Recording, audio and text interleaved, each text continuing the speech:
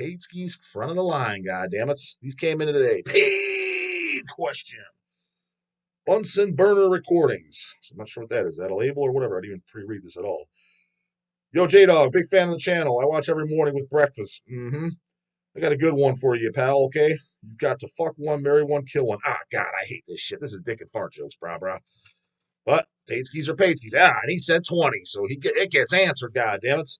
But yeah, generally, I'm not a fan of these goofy-ass scenarios or jokes. But paid skis are paid skis, and yeah, I'm definitely not a fan of the goddamn kiddo, dick, and fart jokes. But this one, fuck, marry, kill, I mean, it would just be common sense. King Diamond you marry because he's got the goddamn Scott-All rights. And, so yeah, most successful in Scott-All. Well, that's what you'd go by, dog. I'm not fucking homosexual, so I don't want to be with a dude anyway. So he's got to bring something to the goddamn table because I ain't marrying him for the dick, and now am I? What is it? Fuck. I mean, if I was the fucking dude, which I damn sure wouldn't, goddamn it, it'd be Big D over Kingy, right? he's a much more handsome man, I would say. Kingy's nice and fucking crypt keeper ugly, just like the goddamn dog. So then Kingy would have to go. So that's the goddamn order I'd have to go. Kraken. I already cracked mine. Hi, everyone. You already cracked yours? About an hour ago. Supposed to wait till we're live. Hi, guys. Welcome to Bunsen Burner Podcast. It is me, Fred, with my eternal co-hosts, Paul and Dan. How's it going, guys? Eternal. Yeah, this is forever. Going all right. First beer in about a week. Tastes pretty good. This is my first one in longer than that. I don't know how long it's been. Oh yeah, since last time we talked, we finished recording the music for the Galicia song. Oh, how did it turn out? Excellent. Excellent. Yeah, it turned out pretty wild. It turned out pretty wild sounding. Yeah, I guess it's gonna take a little time to write some lyrics, but it's almost more wild than Precipice sounds to me. What do you think, Paul? Really? Yeah, it goes through everything that I want to hear in metal. At least it's like fast, brutal, melodic, and I don't know, just cold. Slamming. Yeah, it's very grim. Would you use the term flailing? I like metal that flails. I don't know. Flailing like an orangutan's arms. Are we a bit more put together on this one? Or do you think we're as unhinged? It's almost more unhinged, I think. It sounds more wild to me. At least the music does right now. Yeah, definitely our most melodic death metal type track. Yeah, that's what Paul said. He thinks it's our most melodic track so far. Okay. I'm interested to see how it compares to the album and the preceding EPs. Yeah, soon enough we'll have that down soon enough. Just got to write a little bit of lyrics. Yeah. And that's for the compilation, you said, right? Mm-hmm.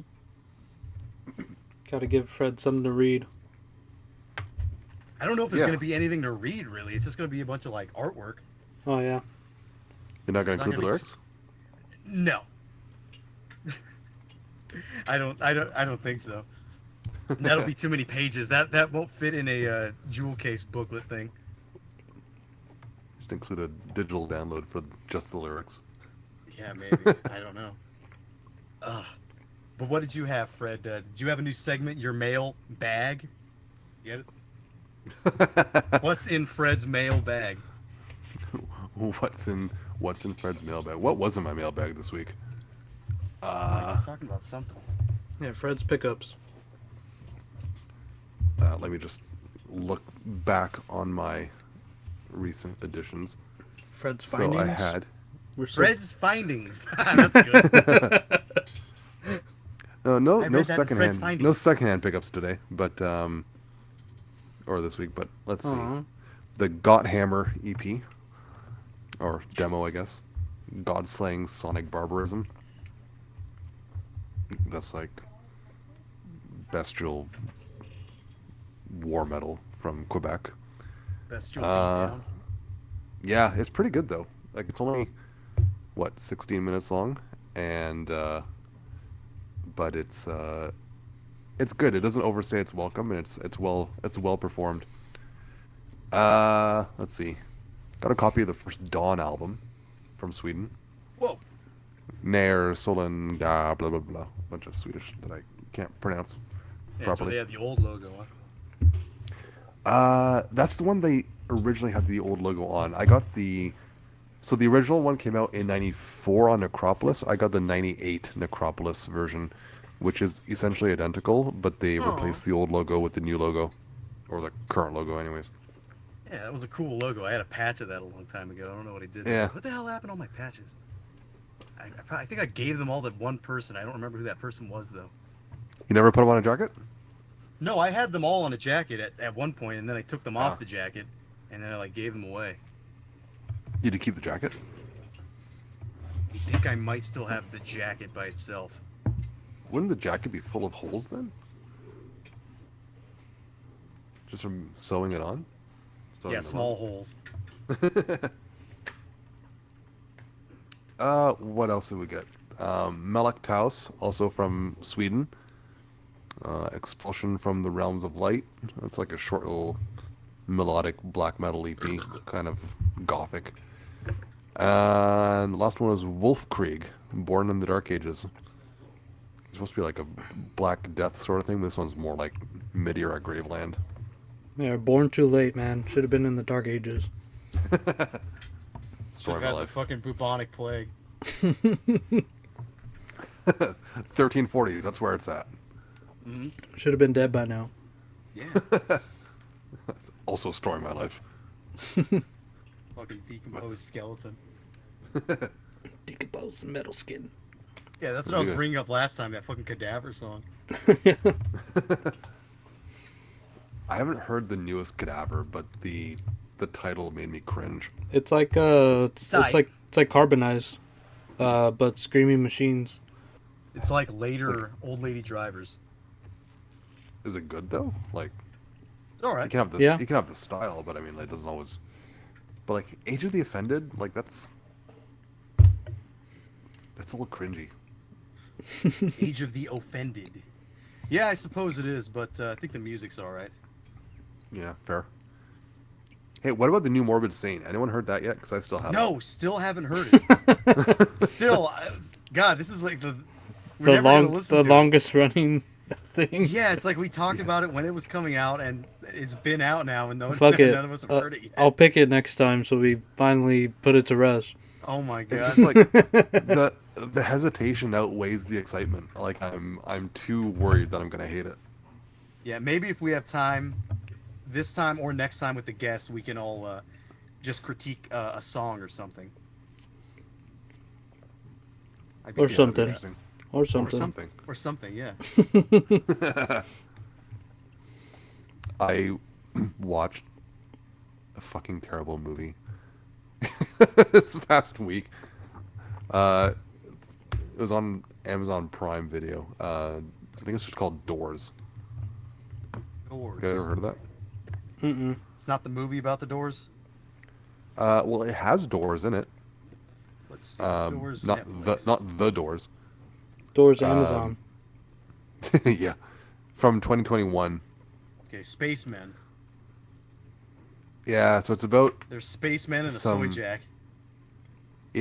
just some door like alien like portal doors that appear on Earth, and just no one understands what they are.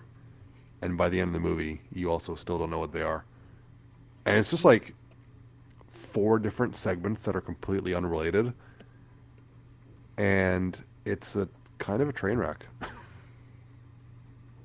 Damn. Yeah, I watched a bad movie too. Well, I kind of watched it. I was playing what is it called? Mario and Luigi Superstar Saga on the Switch, which is an old Oh, Game Boy nice. game from like I don't even know what year that game was from. Let's see. Superstar Saga. What year was that? Because I played it as a kid, 2003. All right. Yeah, I didn't even know that the Switch had Game Boy Advance games, so I just happened to look it up, and there it was. Like, boom! I know what I'm doing this weekend. I'm just playing a Mario RPG. I'm a sucker for the Mario RPGs. Yeah, I was playing that, and I was watching a movie called Wicked and the Dark and the Wicked, about like some possessed old lady. And sometimes these like newer horror movies, they do it for me, but this one just, I don't know, man, just too predictable, too boring. It's always a possessed old lady or a possessed family or something. I don't know. I find Doesn't that do it for me. like modern horror movies are really hard to pull off in such a way that I'll actually enjoy them. There's Oh. just too much bullshit. There was this movie called The Boy from 2016 that was actually kind of kept my attention. The Boy? It's like, yeah, it's like this couple, their son dies, and then they claim that his spirit went into a puppet, like a doll mannequin thing of like a boy, and they hire this housekeeper, and the housekeeper, they tell her like, oh, treat him good, and put him to bed and give him to eat and all this stuff, and so she's doing this with a puppet, and I don't know. Should I spoil it? I don't know if I should spoil it or not. If anybody wants to watch it, but the ending is pretty. Just pretty say crazy. spoiler alert, and then anything that happens from here on in is their problem. Okay, well you guys don't mind, I'm sure. So at the end of the movie, like, La la la la la la la la. you don't want to hear it, Paul? No, go for it. Yeah. So like, she starts mistreating the doll. She like knocks it over or something, or like, she was supposed to leave the nightlight on or something, and she doesn't. And then like there's like bumping in the hallways and shit, and she's hearing all kinds of noise. And basically what happens at the end is this boy was never dead, but he's been living in the walls of the house, like watching her take care of the puppet. What the hell? It was kind of awesome ending. The boy's kind of frogging in the fucking walls of the house. Yeah, he's like making all kinds of noise, making it seem like he's a ghost, like she's haunted, but yeah, it was just the kid was just living in the walls, I guess. So I thought that was kind of cool. And the parents didn't realize he was still alive? Like, I don't know if they did or not, but they said to like treat the doll right, to treat him like their son or something. all right. Well. No, I think the best horror movie I've seen in recent memory, there's a couple. There's The Void from... Oh, The I don't Void know was what- kind of cool, actually. That was great, wasn't it? It was so, like, That was the one where they're Lovecraftian, like, Hellraiser sort of thing. yeah, that was the one where they're like trapped in a hospital or something, right? Yeah. There's like a weird cloaked cult circling the hospital so they can't leave, and one of the doctors is like performing rituals to open a portal to God knows where. The Void, I guess. Yeah, I remember seeing that and liking it. I don't remember a whole lot of it. I also remember like there was a similar movie, The Color Out of Space. I don't know if I brought that up before. The Oh yeah, Nicolas with, Cage movie. Nicolas Cage, yeah. That one's pretty That's- cool. It's an interesting take on a story that I think was generally considered unfilmable because, you know, it keeps saying it's a color you can't possibly visualize. Yeah, they but made I it. think the color They was like a visualized it. purplish pink. You know what? Whenever I read the book, I always figured it was kind of purple. I like where like the boy and the mother like fuse together. It's disgusting. Yeah. No, It's like you can feel the another pain. horror that I really liked was The Witch, which I think was a bit more mainstream, but I I really thought liked The Witch that was one. a little bit boring. You know, I like the slow moving horror movies, the ones that get under your skin. It's not for everyone, I Really? guess, but I like that one. I like the girl in that movie, the one with the big eyes. Yeah, Anya Taylor, Joy Taylor, whatever her name is. Yeah, See she's that good in that. if you look up like the images for The Witch, there's a picture of like the whole family standing together. Mm-hmm. And I remember there was a meme when the Barbie movie was coming out, and it said like, what did it say? Like 6 tickets to Barbie, please. It was like the fucking family there. I remember too when the I don't know if you guys remember this. When Joker came out, people thought that like there was gonna be like school shooter types or like somebody going to like shoot up the theater, because I think that happened during one of the Batman movies where some kid did that. Yeah. Yeah, it was And like they thought that Dark would- Knight or something. Yeah, The Dark Knight. They thought that would happen again with Joker. And I remember there was a meme where it was like a bunch of groypers, those like giant frogs. And it was like 80 tickets to fucking Joker, please. They're all like walking naked through a hallway. That was pretty good. I had a little bit of a new section on the show. It's called Embarrassing Yourself in Front of Strangers Twice in I 1 like week. it already. I like it already. Yeah, so this is what happened twice in 1 week. So my dog, I take him for a walk every day over here at the shop. As you should. Yeah, and I bought him a new leash, and it's like a German made leash where like it extends really far. It goes like 26 feet just because this dog likes to go off, and I wanted to give him some room to run off and stuff.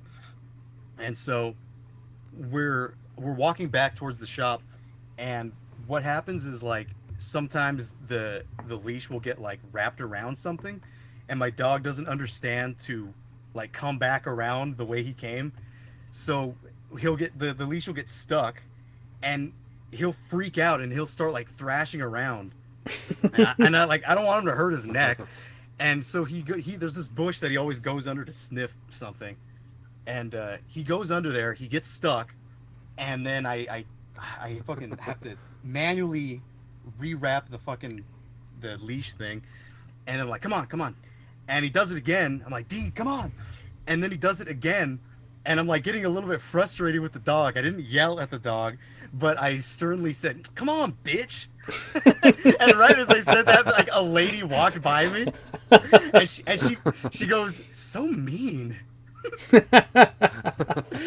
So I felt a little bit embarrassed after that. I'm like, she thinks I'm mean to the dog. I'm not mean to the dog, damn it. He just frustrated me. You got like Come on, bitch. walk by judged. I know, so mean. I'm like, ooh. Harsh. That was kind of mean. Yeah, well, dog was frustrating me a little bit. And then I think maybe 2 or 3 days later, I went to the market, and I walk in, and there's Girl Scouts selling cookies. And Oh, no. Yeah, you like this where this is going? Not off to a good start, no. No, it's not. No. Yeah, so there's Girl Scouts selling cookies. Hope. Bruh. Staying alive. Yeah, we love the Bee Gees, everybody. Anyways, so Sorry. So yeah, I walk into the market, and they're like, want to buy some cookies? I was like, yeah, on the way out. So I fill up the cart. And I have the cashier guy who's like putting the shit in my basket. He puts the soda like on the top part where the babies go, and he like has it tilted. And I was looking at it, and I'm like, that shit's gonna fall. I'm like, okay, whatever. So I go out, I buy a fucking thing of cookies, and I kind of walk away, and my car is like parked on the downhill area. So I get on the cart to like ride the cart down to my car, and the fucking thing of soda falls off, and there's like soda cans splayed all over the fucking parking lot in front of the Girl Scouts. Damn. Did they help? Well, the dad who was with them, he helped, and he's like, oh, what happened? The thing just exploded? I was like, no, the guy put it on like all retarded. And I'm like, and the cart was kind of fucked up. And plus, I like kind of rode the cart downhill. right as I went, the fucking thing fell off. I started getting a little sweaty. I'm like, oh, jeez, Rick. They saw the whole thing. Yeah, the Girl Scouts saw the whole thing. Bought a thing of cookies, and then I do that shit. That's great. I just love that when you walked in and they asked you for to buy the cookies, and you said, yeah, on the way out. The first thing that went through their minds is, yeah, fucking right. As if. No, I know.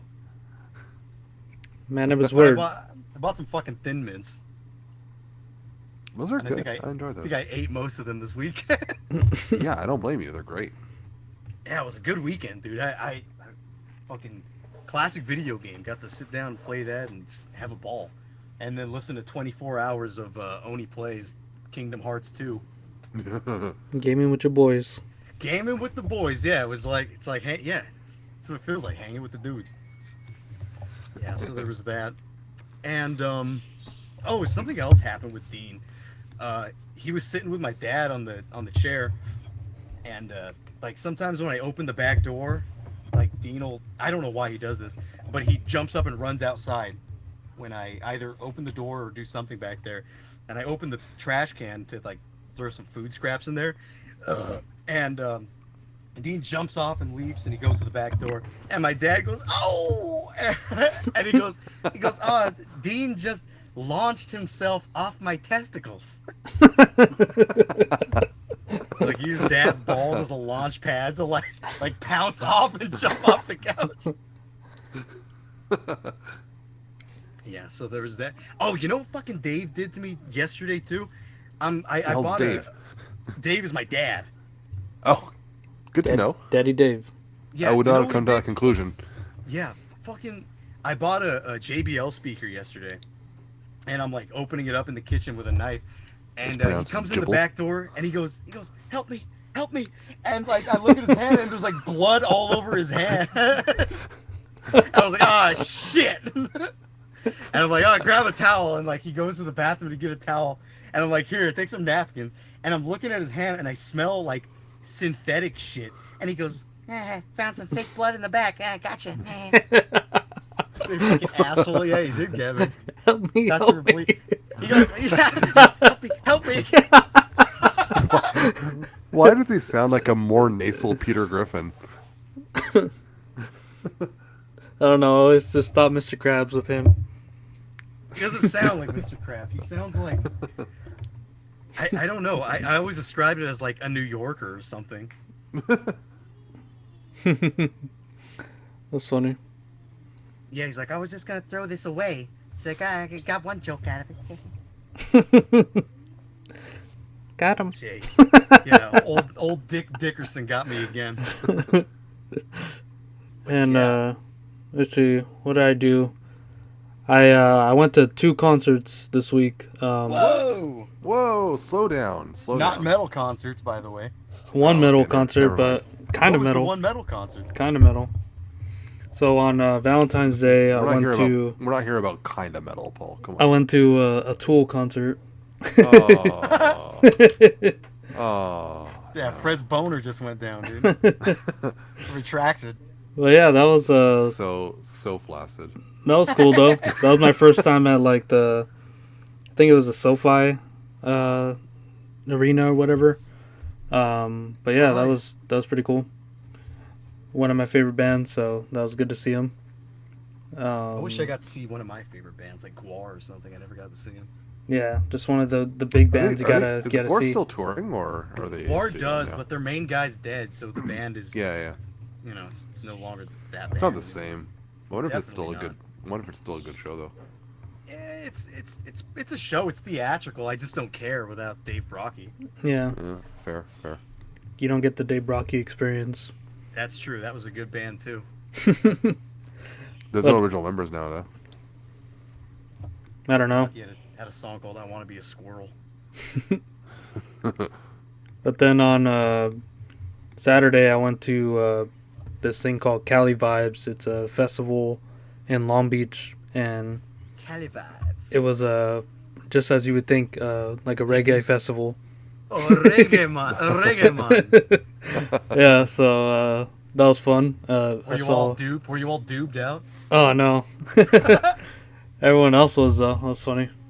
Was But, there anybody there with dreads? Oh, I had a running count. I think it was about 10 white people with dreads. 10 dreadheads. Yeah, but they're If you're white, you can't have dreads. they're like the clean crusties. The clean. That's like that crusty. thing you said with Drew, where you're like, "Oh, what did he say?" He's like, "If you're white and you have dreads, you're crust." And you're like, "Corn's crust," and then Drew's like, "Ha ha ha."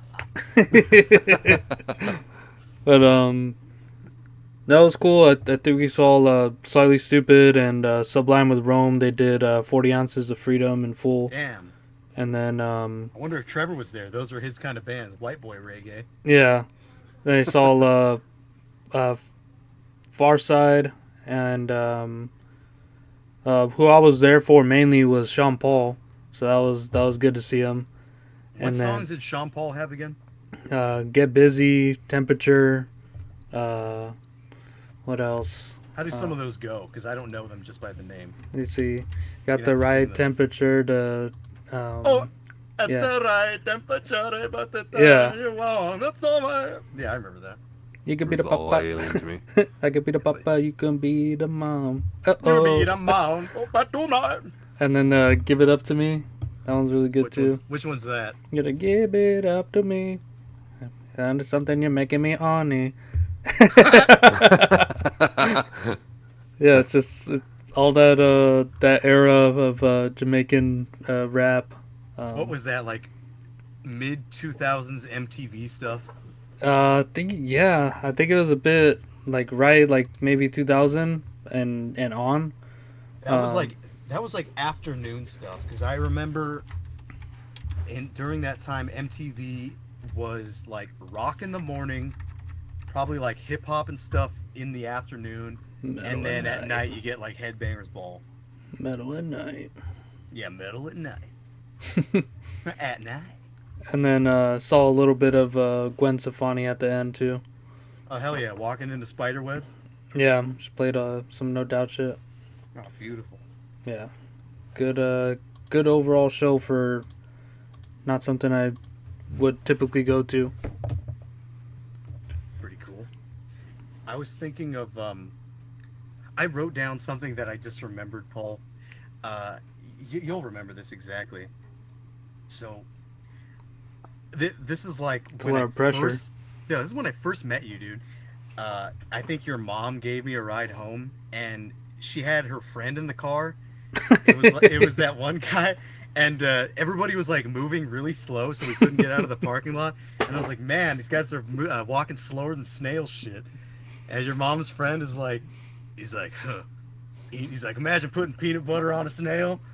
And then he like thought about it to himself. He goes, peanut butter on a snail. Yeah, that was funny. I just thought about that, the peanut butter on a snail. Peanut butter on a snail. Yeah. Did you guys happen to see that thing I posted today where it was like Justin Bieber doing Baby, except they like shift the lyrics around? Or they like manipulate the vocals so he's saying penis? Where it's like, penis, penis, penis, oh, penis, penis, no!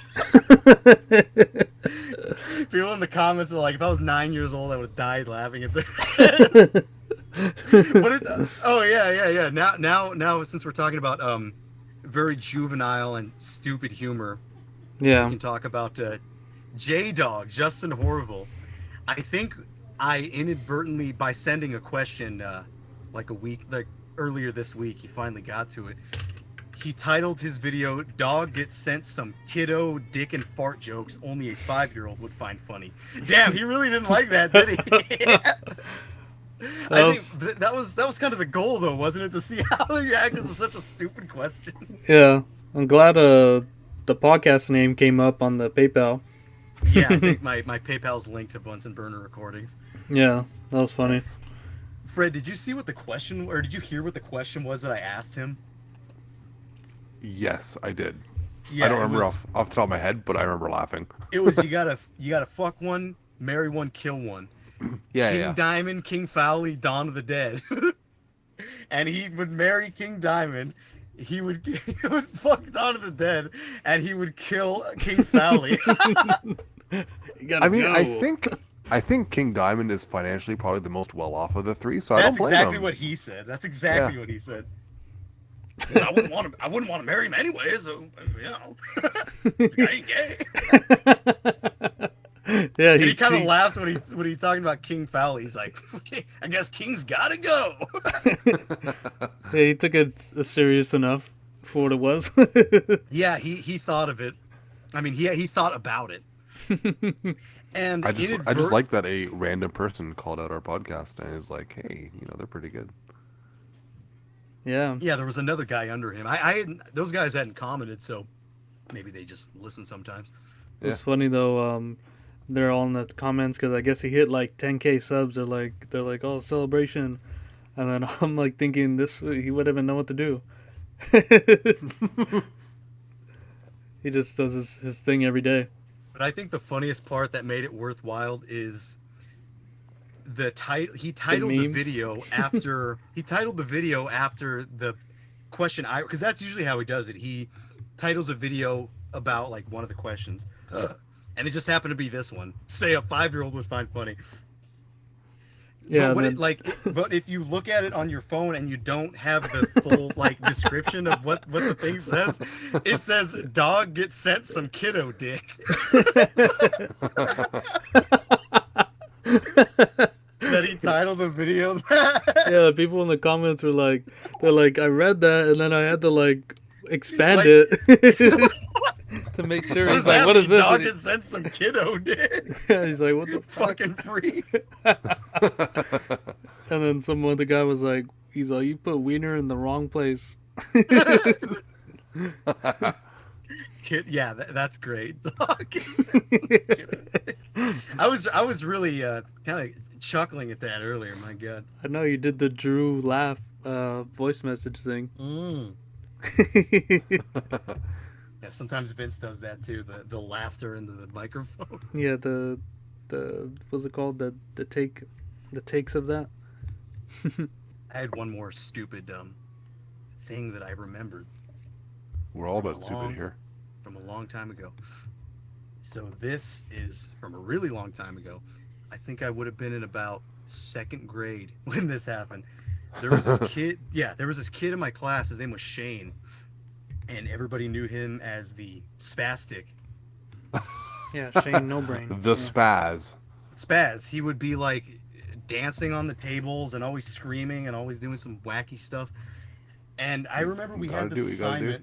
assignment. I remember we had this assignment. It was like, you know, those not word association, but you like fill in the verb, fill in the noun. So like, I went to the movies and I bought a Yeah, popcorn, fill in the blanks. cheese popcorn, whatever.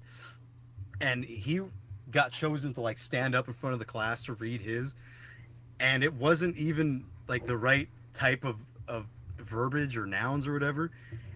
And he's like, I remember one of the one line that he started busting up laughing about, and I think the whole class did because it was so goddamn stupid. He goes, so I went home to my fat cow's butt. What?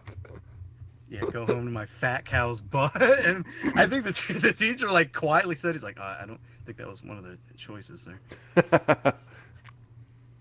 But this kid, I think he went to my high school like sometime later, and he came back like looking kind of like in shape, like sort of a buff dude, and he would walk around like a movie star. He would walk around like flexing his pecs and shit. And me and my friend, we said he looked like Tom Hanks. And then I think there was a Family Guy bit where Peter was like guessing the name of the actor at the movies, and he's like, Tim Honks. So we would call Tim this dude Honks. Tim Honks. And I had him for a weightlifting class my senior year, and I remember he was in the locker room, like chugging fucking vodka, and he was like passing vodka around to people. This kid has quite the arc. Yeah. He goes from spastic to like buff drunk. Yeah, he's like passing out fucking vodka to people and shit.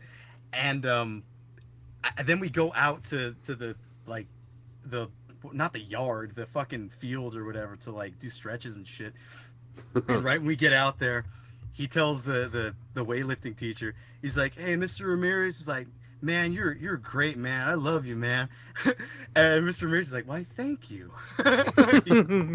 He really liked that. And then I think when we get into the weight room, I was like kind of an asshole in that class. That teacher didn't like me, but like we were kind of cool, but at the same Just time that he didn't class? like me because no, there was a few other Oh. classes where the teachers didn't like me. Short King, Mr. Ramirez. Yeah, Short King, Mr. Ramirez. Sorry, it's taking a drag. Anyways, so we get into the weight room, and this kid Shane, he starts like I was getting to like, oh yeah, the teacher didn't like me because like I really didn't work out in the weight room. I would kind of just like stand around and like talk to my friends and shit and be an asshole. And I remember just like sitting at one of the machines just hanging out, and this kid is doing like sit-ups on the fucking machine or whatever, and he's like screaming. He's like, "Ugh! Ah! Ah!" And Mr. Ramirez walks up to me, goes, "Hey, what's this guy's problem?" And I'm like, "I don't know." He goes, "No, well, I got security coming for him right now." And sure enough, security came and took him away, and I think he got in trouble for drinking. Damn. Thought that was funny that he came to me and asked, "What's with this guy?" He knew I knew. You're one of the weird ones. What's with the other weird one? Hey, you knew this guy since second grade. What's going on? Wasn't that weird in high school? I was just kind of like a do nothing. You're just a metalhead. Just a chiller. Kind of Just reminds the me of heavy a metal guy I knew in elementary school who, I mean, first he called the teacher mom by accident once. He never lived that down. But we were tasked with drawing a monster and just like coming up with a bizarre creature. And he drew a monster with 50, he said like 50 or 100 tentacles, but obviously he didn't pronounce it tentacles, he pronounced it testicles. testicles. And yeah, that never lived that down either. Like you don't come back from that sort of thing. How are you meant to? People don't forget. Yeah, people No, don't forget. no, that's just game over. That's just like second grade. social. They had, That's just social suicide in elementary school. yeah, again, elementary school. They had this assignment where we had to like make up a story, and I remember I couldn't think of anything, and like the teacher asked me, he's like, "What'd you write?" I'm like, "Oh, I couldn't think of anything." He goes, "Oh, that's a lame excuse." I remember that cut me. I'm like, "Oh, what an asshole." It's like the most honest excuse ever. Yeah, yeah. It's like in like couldn't second think of grade anything. though. I was like, "Oh, fucking prick face." What, can't think? Saw this meme online of it was like part of a test, and just they took a snapshot of the kid's answer, and it was something like defend your answer or something, and the kid just drew like the word answer, and then some guy with like behind a bunch of sandbags with like a little machine gun fighting off everything else. Sick. I'm like, yeah, I agree. I hope he got an A for that. Damn. That's funny. there was Fred, you were just saying somebody called the teacher mom. Yeah, classic. I remember my neighbor. This would be the same guy that was like peering through his window in the darkness or whatever. he kind of got picked on like in the neighborhood by the kids, and I think we were at my house in the backyard or something, and like one of the older kids was like chasing him or something, and he stops and he yells. He goes, "Teacher!" We're at my house. There's no teachers around. Teacher? What are you, nuts? It's like being out at recess and then like falling over, skidding your knee, and calling for a medic. Yeah, exactly. Medic! I think me and that kid got in trouble because I was chasing him because he had like a, or no, maybe I think he had a Scooby-Doo toy and I wanted it. I was like chasing him. I think we went to the principal's office after that. I don't remember exactly what happened. Something wacky. Causing ruckus. Yeah. I know this will be late for the listeners, but today is President's Day, so we had the day off. Paul, did you have the day off or no? Nope. Damn. I got the floating holiday, so I could take 8 hours whenever. That's pretty good. We just have the day off in Canada. It's called Family Day. Oh, that's pretty good. Yeah, that's a good day. We need that too. It works. Now, I was thinking of this earlier too. I remember like Nickelodeon had this President's Day song like during the commercials that they would play on President's Day. And one of the lines was like, Thomas Jefferson, something, something. He invented macaroni and cheese. It's quite a hearty meal. I just heard that. It's quite a hearty meal. I thought that was good. But what have you guys been participating in Black Metal History Month? What have you been listening to? I feel like I've only been listening to black metal recently. Yeah, I've been on a fairly substantial black metal kick lately, although as of last night I've been like digging some really dirty old school death metal, but I think our multiple black metal episodes in a row have kind of put me more in the mood for straight up black metal than I have been in the last little while. So Yeah, it's it's been straight up it's that's been for me. it's been good for me. I was just listening to what's that band called? Blood Come in Tears. That psychiatric regurgitation. Yeah, the kind of dissectionist type of Yeah, band. What a weird like combination of aesthetics and sound and just song and album titles that band has. And yeah. Dead Mice. Mhm. Yeah, but I was listening to Tolus. What's his name? Death metal guy was bringing up Tolus. He actually brought us up. He's like, maybe we'll cover that. maybe we'll talk about Tolus. I know RFI already did a Tolus episode, but whatever. Yeah, Tolus is pretty weird. And then Fred, you kind of had me listening to the that Inquisition album, the one that Invoking? you posted. I posted an Forget Inquisition exact. album. Yeah, you did like the other day. I think it might be the second one. Oh yeah, Invoking. Yeah, that's my favorite. Yeah. That one was pretty cool. Listening to Kraft too. I was just kind of like riding the bike down the trail, listening to Kraft and fucking Lurker of Chalice too, Yeah. and a little bit Nastron. If you guys remember that band, they were pretty cool. Yeah, they were great. Listening to the Orange Alabaster Mushroom, which is not black metal. Paul, do you remember what that is? The Orange Alabaster Mushroom? Salmon the Slug. Yeah, the slug. That's where the slug line came from. Yeah. They were like, Psych. how would you just? They were like psychedelic rock that really did sound like it was from the '60s, but I think it was actually from like 1999, maybe, or even earlier. Yeah. Yeah, like 1998. So yeah, if anybody's ever heard of the Orange Alabaster Mushroom, let me know because I've never heard anybody bring them up before. And if you I haven't certainly heard have not. Pretty yeah, good. check them out. Pretty good. Yeah. There was only like one song on the album that I don't like, Tree Pie, and it's a stupid title. Tree Pie. Yeah, Tree Pie. Yeah, I But, wouldn't like that song either. Rainbow Man is a good song. Crazy Murray, Ethel Tryptamine Gloss. Crazy Murray. Yeah, Crazy Murray. Valerie Vanilla Roma, that was a good song. Oh, there's track 15 is a good one. It's called Sydney's Electric Head Cheese Sundial. What the fuck? Yeah, it's good stuff. UK psych rock from the 90s. No, I've been listening to Finnish band Black Dawn, the True Black Dawn later on, I guess. heard Blood that for band. Satan. It's a cool album. What else?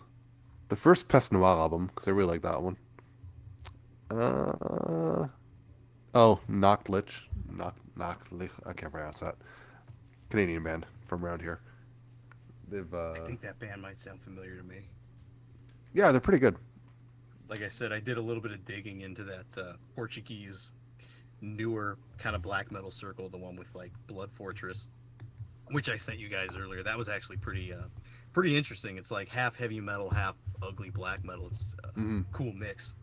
That's a great mix, that sort of thing, yeah. Yeah, well, I mean, there's a lot of like totally ugly shit in there too.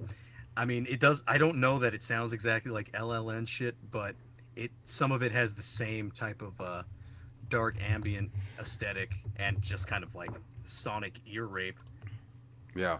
Like a band in particular called Flamme Vomitum, and they have a really cool album cover of a dragon on it. Yeah. No, Portugal has some good bands. Ever heard Mort Incandescente? No, I only know Mons Veneris, and I don't know if that band is even from Portugal. They are? Or no, Veneris, Mons Veneris. They are. Oh, they are from Portugal. Okay. Yeah. But Mort Incandescente, you'll probably dig them. I think my favorite from them is their third album, which is like something Portuguese, Relembrando, blah, blah, blah, blah. Yeah, you're gonna have to send that. I'm not gonna be able to spell that now. Yeah, fair. But it's like, I remember listening to that third album. It's kind of like a mix between it's like a thrashier version of Mutilation, the French Mutilation, which is a weird description, but it works. And I know the guy behind the band Nocturnus Horrendous had a bunch of other projects, like Corpus Christi, Coldness, Those are a Do you couple know ones Corpus that I have. Christi? I only know them because once again Terminus covered them. But yeah, Yeah. Corpus Christi did seem pretty cool. They're like they seem to have a lot of variety of like everything that black metal's kind of accomplished in the last 20 to 30 years. Yeah. And the dude used to be in Genocide Commando with Count Noctu from France.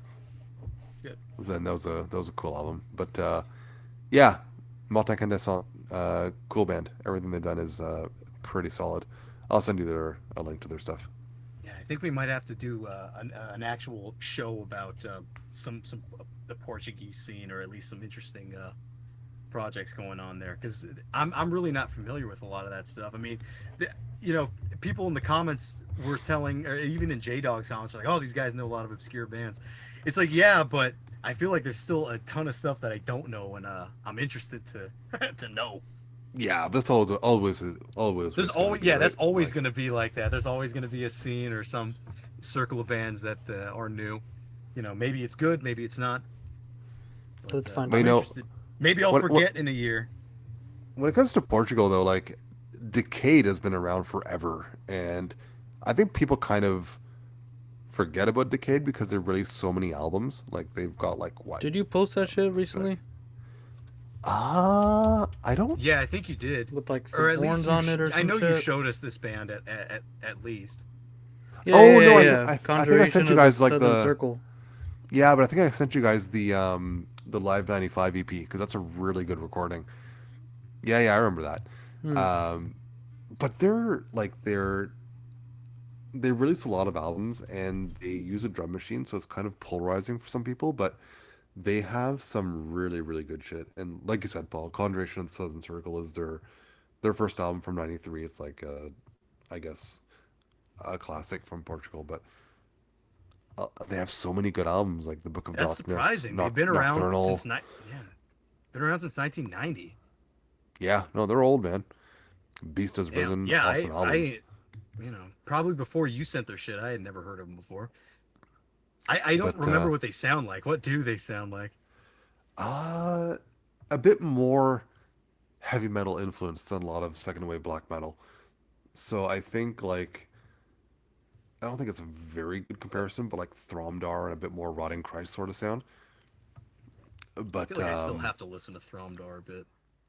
and the guys also in like Alastor and Nethermancy and Hoth, and they all sound kind of similar.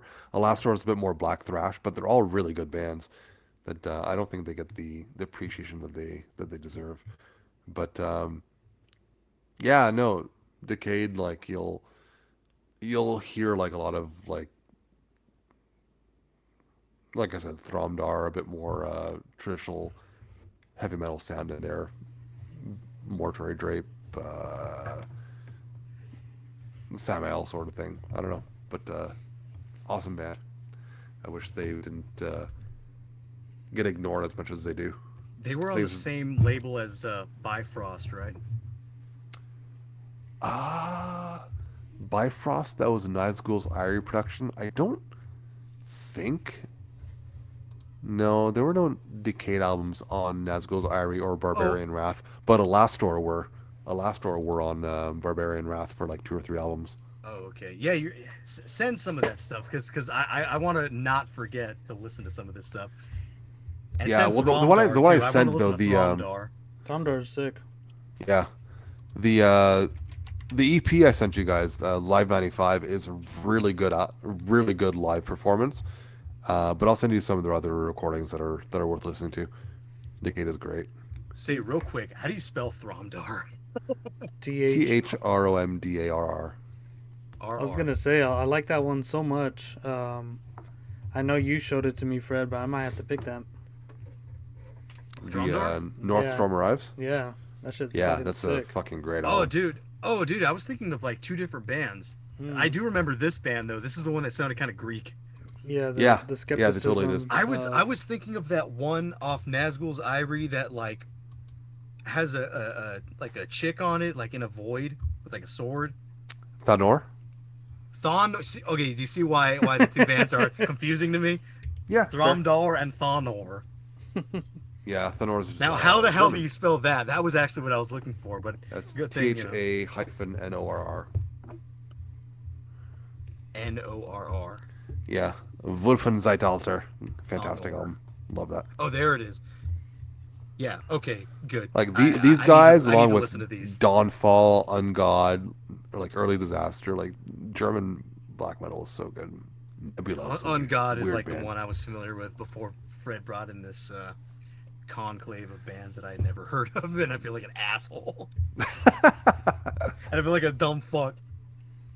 Telling me. Yeah, you're telling me. We'll be talking about more German black metal later. What is this, the fucking stupid contest? Hey, buddy, you just blow in from Stupid Town? But yeah, Thromdar's fucking sick. I think I gotta bring him on, but I think I have something else on deck.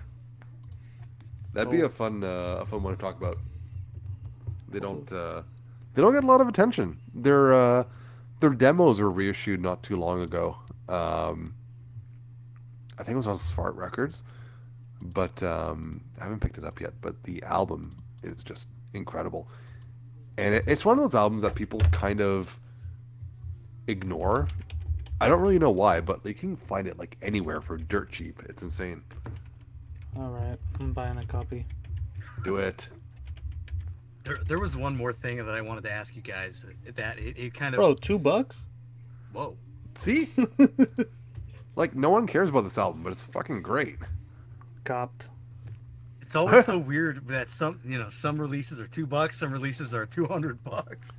Especially when they're on the same label. Like, sometimes you have like labels that you think have released like rare shit, and then one album's worth like $600, the other one's like $2, and you're like, what the fuck? Man, the shipping's more than this. Let's see what else this asshole got. You're ordering it, aren't you? Well, you saw that podcast that I sent you, right? The Killing Posers podcast.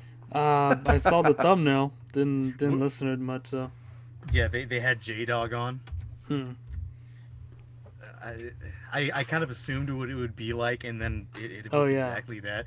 I put it on. They're like, "What's up, motherfuckers? We're gonna do some. We got fucking J-Dog in the house. Yeah, what up, metalheads?" So they were sick. Yeah, they're sick. Should I do that when we have Austin? Some motherfuckers. Hell yeah.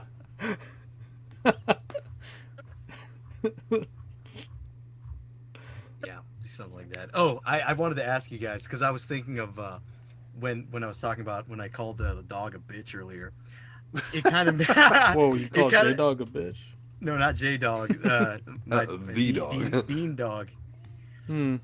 I was thinking, like moments of frustration, especially like driving in the car. Do you guys ever curse in the car? Oh yeah, all the time. Well, what do you say? What's something that you say in the car? Like, what's one of your things that you say when like somebody stops too fast or cuts you off or something like that? What's a curse that you will say? I just go Samuel L. Jackson, the motherfucker. You say motherfucker? Yeah. What do you say, Fred? I'm a pretty mild person in general, but being in the car will bring out the worst language in me. Yeah. Like, language, please. Oh no, thunder cunt's a pretty good one. You say thunder cunt? Sometimes, yeah. It's like that band, what was it, Alabama Thunder Pussy? Alabama Thunder Pussy. Yeah. But yeah, I don't know. Mostly Thunder just, cunt? You go thunder cunt? extreme sarcasm. No, like motherfucker's a pretty good one, but like mostly just like, yeah, way to go there, dick. Just mostly just like being incredulous, like not being able to come to terms with the fact that people are either that stupid or that bad of a driver. Like it feels like an impossibility coming true in front of my eyes, and I just react accordingly. I'm like, what? Is that even possible? What the fuck? One of my favorites, like, what do I say? Oh, I'll be like, oh, cock-sucking whore. I'll say that. That's one of mine. Cock-sucking whore. I don't know if you remember, Paul, what Larry David says. He goes, come on, Schmohawk. Yeah. Schmohawk. It's what my dad says. Yeah. No, I think one of my favorites is not even words, but like if a guy like passes me and cuts me off, just like speeding off, and then winds up at the same red light as I do, I just like start laughing hysterically. Yeah, beat you to the red light. Yeah, good Yeah, job. yeah, you Dick. go. Yeah, you didn't beat me to the red light. Well, Good I'm job, guilty of that good too. job, you I'll be bag of going. dicks. Yeah, I'll do that. I'll actually do that though. Well, I'll be like speeding in front of people, and then I'm at the same red light as they are. You're like looking at the mirror, like fuck.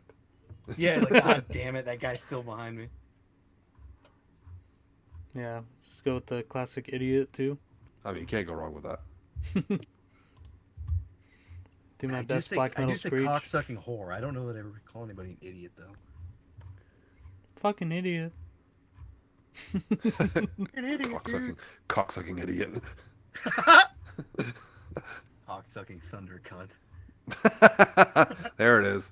Yeah, this guy has nothing else for sale that's worthwhile. Doesn't have any Tool CDs or anything. No, I already got them all. Ooh. Badass. How much is the Thromdar? $2.99, $7 shipping. You know what? All things said though, that's still pretty good. Yeah. Place order pay.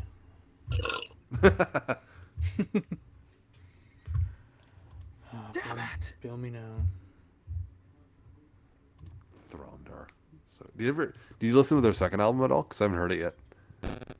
Mm-mm. I wonder if it's as good. You ever listen to their other band, Skepticism? Who? Oh yeah, skepticism. Still a little skeptical about that. Did you see that interview that what's his name, Yosuke, came out with today? He's been doing a bunch of interviews for the Helios Press. No, well, this was a different one. This one was promoting a blasphemy documentary. Oh yeah, with Jesse from Witch's Hammer. that's the one. Yeah.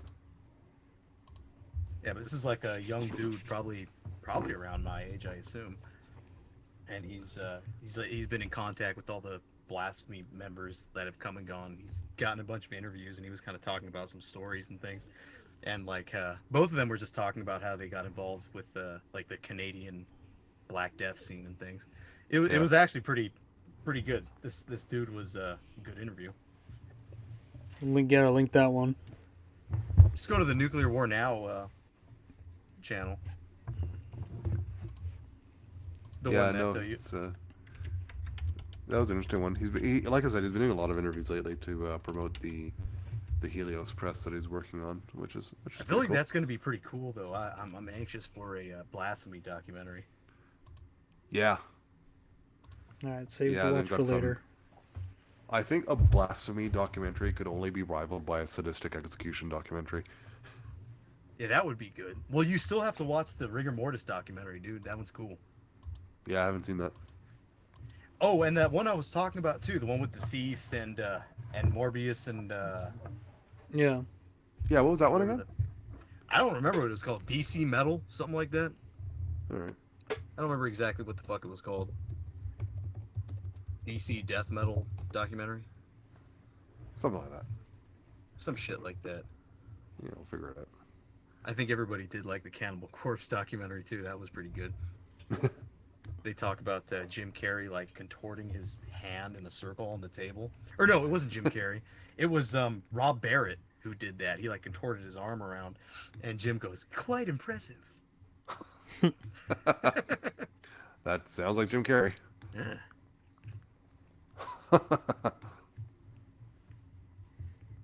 I guess I was listening to a little bit of Negative playing today too. I didn't realize how much that does sound like a Mortuary Drape. Yeah, no, It's actually quite similar. Fred ruins everything. No, Fred didn't ruin that. I don't think he even mentioned that. Oh, okay. Fred just posted the Lemming Project, which for some reason, dude, you're not the first person I've seen like this week post about that. Oh, really?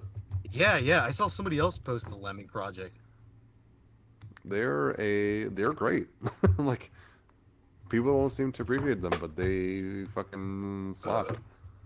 Yeah, it did remind me of that band, fucking Captor. Yeah. And I might have been members of, like, who was that? I think it was Sickening Gore, who was members of Captor. It says Death Thrash early, new metal later. Ew. What? Maybe Doesn't it sound wasn't Sickening Gore. I could have swore these guys were in something else. Either way, the Lay It to Rest album in '93 is pretty awesome. It's got, I wouldn't say the album art is surreal. It just kind of looks a little bit silly, but it's actually pretty cool. It's still kind of moving into a groove metal, new metal territory even in '93. Oh, not the German. You're not talking about the German Captor, then, are you? Talking about the Swedish Captor is what I was Okay, talking about. because there was a German Captor that had members of Lemon Project in it. Oh, I you know what? I don't think I even knew that. I think I just kind of equated their sound, but that's interesting that's there too. Yeah. Project. Yeah, that's weird. I really just meant the sound. I didn't even know that that Lemming Project and Captor were related. And Well, who the fuck? I was listening to Lemming Project because I ordered a copy of the Morgoth CD from like 1990, 1991, around there, that had the Eternal Fall and Resurrection Absurd on it. So I've been kind of like poking around German death metal today. Yeah. But Okay, well, Sickening Gore is from Switzerland, and the band that I was thinking of was Reactor, not Captor. But still, I don't know, all these damn names. yeah, no, it's easy to get them mixed up. We still don't know them all. Yeah, you have to know all, and you have to remember all, and know the riff, know the album back to front. No, you gotta fucking own it. You gotta own the fucking picture disc. You gotta own the fucking. If you don't own it on vinyl, I don't fucking sew that mouth shut. Tape that I mean, mouth it's shut. nothing. If you don't own it, tape that mouth. Well, I got the Thromdar on the way, so. Nice. Yeah. I mean, it's not an underground album anymore, but I've been listening to the Demi-Lich album a lot lately because it's just perfection front to back. Demi who? Lich. I actually like the demo too, the Tales of Decomposition or whatever. That one's awesome. Yeah. Say, Fred, did you ever see Demi-Lich? Live? No, Yeah. I wish. Man, me and Paul were lucky enough to get a gander. That must have crushed.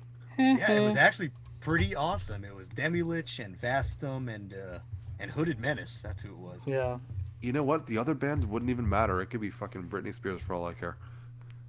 Britney Spears. I like Britney. Britney Britney Spears Spears would be and great. Yeah, I'd be down for that. Dancing with the Knives. That would be a fantastic Yeah, dancing tour. around with the knives, like MILF with the knives. I would definitely see a Demi-Lich Britney Spears tour. I need a mashup. I need a mashup. Just like that amputated mashup with the girls. Oops, the sun drank the weight of the water again. Hey, that's pretty good.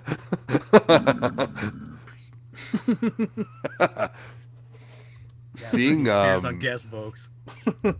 seeing Auntie perform those vocals live must be like fucking insane. I think they just had to like turn his mic up way loud because you can't do that Yeah, vocal it's style loudly. hella gain on there. Yeah, it's not a loud sound. You could be like, that's like as loud as you can go. You can't really do that any louder. Can't project it. It like stays in your throat. It's a real guttural.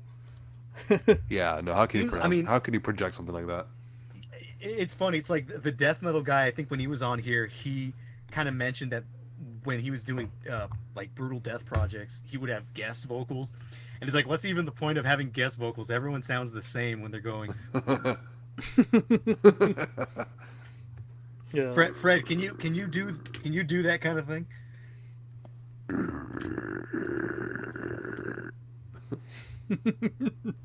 How are you doing felt- that? Were you exhaling? Yeah. I remember there was a thing where like No It inhales, was bro. like No inhales. yeah, it was like seeing kids were doing inhales and like that was a no. You weren't supposed to do that. Does that just sound like pig squeals. I think actually that is what pig squeals are. Yeah. That's not for me. There was It's kind of hard to. I remember at a point I was like practicing doing that with like waking the cadaver. Honestly, way back, and I used to be able to do it pretty good. I can't do it anymore. There was an album I randomly picked up one day, and I fucking hated it. And it was Intestinal Disgorge. I feel like I know who that band is, dude. Drowning. There we go. Drowned in Rectal Sludge. And it was just terrible. Not for me. No good? No. I know it was mostly the vocals that ruined it, to be honest. Looks like a Abscess cover. I mean, the cover's just poop in a toilet, right? Like, It's just poop and pee. Yeah. In 2001. And it kind of sounded like it, too. So, there you go. You know, there was a band on here that I like had an idea to cover, either them or their like main band, but it was a very early porno grind outfit by the name of Putrefaction, and I believe it was a side project of the band Deaden, if you guys remember that, who was actually like a pretty cool like 90s brutal death metal band. Yeah. You guys remember Deaden? Duh. Yeah, if you go to the guy, if you look at the members, you'll see the dude Vaughn Young. He was in a band called Putrefaction. And 96, they have a demo called Rotted Vagina Grind. Take a look at that. Take a look at that artwork. Oh. Take a look at that. Those at home. The back cover. Let's see, the song titles: Homo Anal Wreckage, Crucifixion of a Slut, The Wreckage Room, Ejaculate with Shit. I remember listening to this I like not this too long one. ago. Vasectomy mishap. Yeah, whoops. Still coming. There's It sounds so benign, but at the same time, it's like, oh, no, that's that's not good. If you're anybody out there thinking about getting one of those, don't. Because I knew a dude who got one of those, and it's no good, believe me. Yeah, dude. I remember there was a sample on this. It was like the dad from Friday. He's like, you're not going to want to go to the bathroom for about 30 or 45 minutes. Because I did listen to this, like, not too long ago. I was thinking about covering this. I was thinking about it. Either that or Deaden. But Putrefaction actually might be more fitting because it's just more underground. I feel like everybody, guys who are fucking brutal death metal zoomers, they all know Deaden. Yeah. But I never hear anybody talk about Putrefaction, and it's like actually pretty fucking brutal for 96. You guys ever hear Catasexual Urge Motivation? Oh hell yeah, dude. Yeah, like they were. Have we not talked about that band before? I don't know. No, I don't think we have. But yeah, dude, they're fucking terrific. Yeah. Total fucking industrial gore grind, disgustoid metal. What do they call themselves? Like Cyber Gore Grind or something like that? They might call themselves Cyber Grind. I actually don't know. But I have that album, Encyclopedia, and when they changed their name to Vampiric Motives for a while, I have a split with that. Gimme. Band is. Yeah, I think I think when we visited the death metal guy, he actually had like a Catasexual Urge Motivation collection. He had a bunch of their stuff, if I'm remembering correctly. No, he had the Encyclopedia of Serial Murders CD.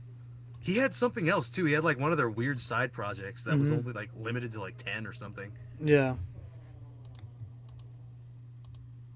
But yeah, these guys are fucking dope. Yeah. I like their doomy crawly fucking riffs and shit. So unique sounding. And all their vocals are amazing. Yeah, the vocals are disgusting. It kind of reminds me of like the way you said crawling. It reminds Dude, there was another really great like porno grind, gore grind project called Reek of Shits. Do either of you guys know who that is? Oh, you do? Yeah. Yeah, dude, Reek of Shits is fucking awesome. That was another like YouTube special for me. I think you showed me them back in high school. Yeah. I heard the 2005 album first. Do you see the album? I can feel your wounds are bleeding. Yeah, the baby. What? I couldn't help It's but laugh. kind of like sad to look at, whatever Yeah. that is. It's like, oh god. But I think I heard the 2003 album actually. Bloody. Yeah, that one. I think I've heard all their stuff, but the first one was Deface Mind. Deface Mind, and one of the songs I remember overeaten anorexics girl. I remember that song. Overeating anorexic. And I could have sworn there was another one called like World of Shits. Maybe it was just the song Reek of Shits. I like this one. Oh no, it was the Motherfuckers song Disembowelin'. I'm Your Flesh. That was really good. The first song on that one, Motherfuckers Disembowelin'. Motherfuckers Disembowelin'. Yeah, that's pretty good. Dude, what was that other I don't know why this Czech, make me think of the Polish band Reinfection. They I died. don't know if I know who that is. Fred, Yeah, no, it's jumping really us cool once album. again. Yeah, I was thinking of this other Czech band. God, what were they called? It has the band like, and they have chainsaws on the cover. Man, what the fuck was that called, dude? They were like doctors with chainsaws. it's giving me autopsy vibes. It's God, what was the name of that band? Man, I wish I could remember the name of it. They were actually really cool. Czech gore grind. That doesn't narrow it down. No, it really doesn't. Yeah, but we love our gore grind, don't we, folks? I'll Yeah, send okay. you. I'll send you guys a link to the Reinfection. I feel like Paul will really like it. Don't tell me what to do.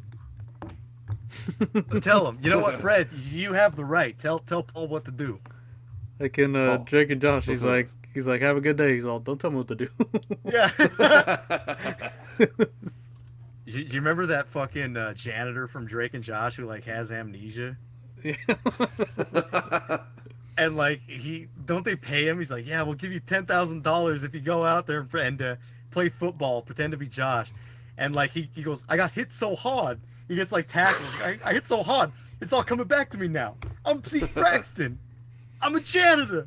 I'm a janitor. And then he comes back. He's like, hey, you guys owe me $10,000. And then the coach, he's like, I'm getting me a used karaoke machine. Beautiful dreamer. The younger millennials will get that one. Drake and Josh, everybody. Drake and Josh. Mm. God, I gotta pee.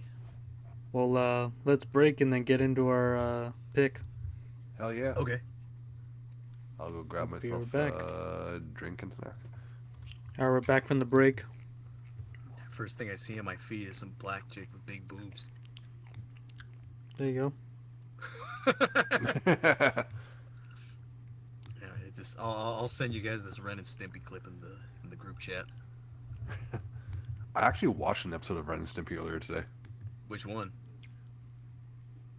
The one where Ren and Stimpy get like fused into the same body after like they get run over by a bus.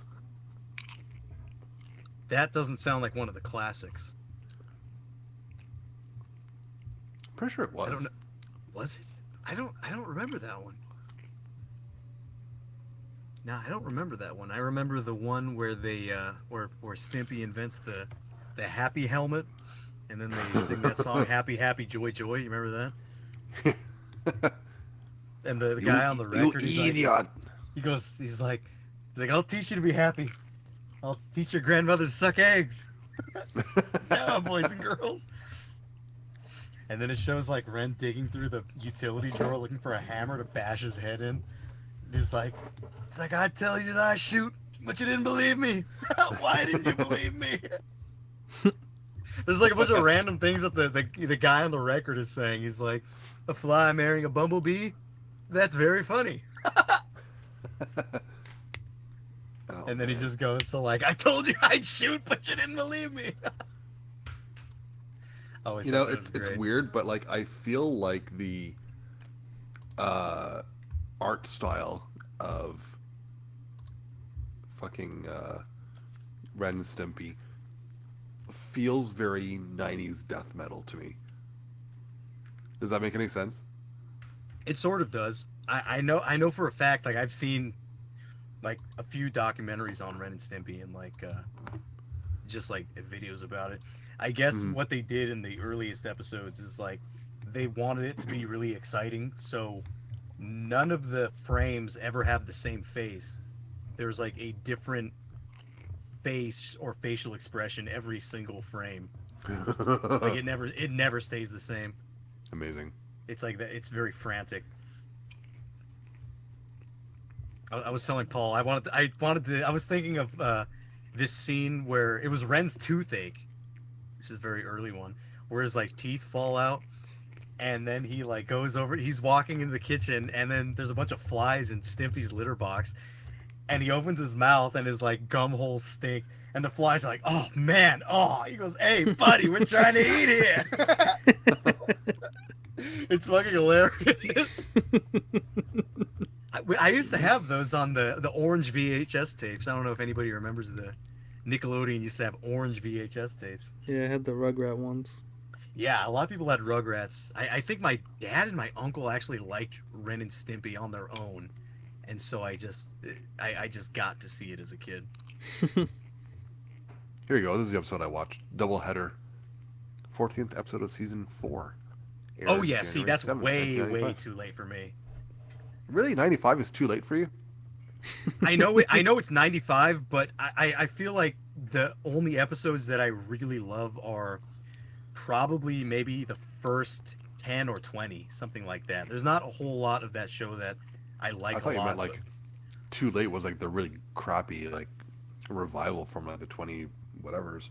Oh yeah, that was horrible.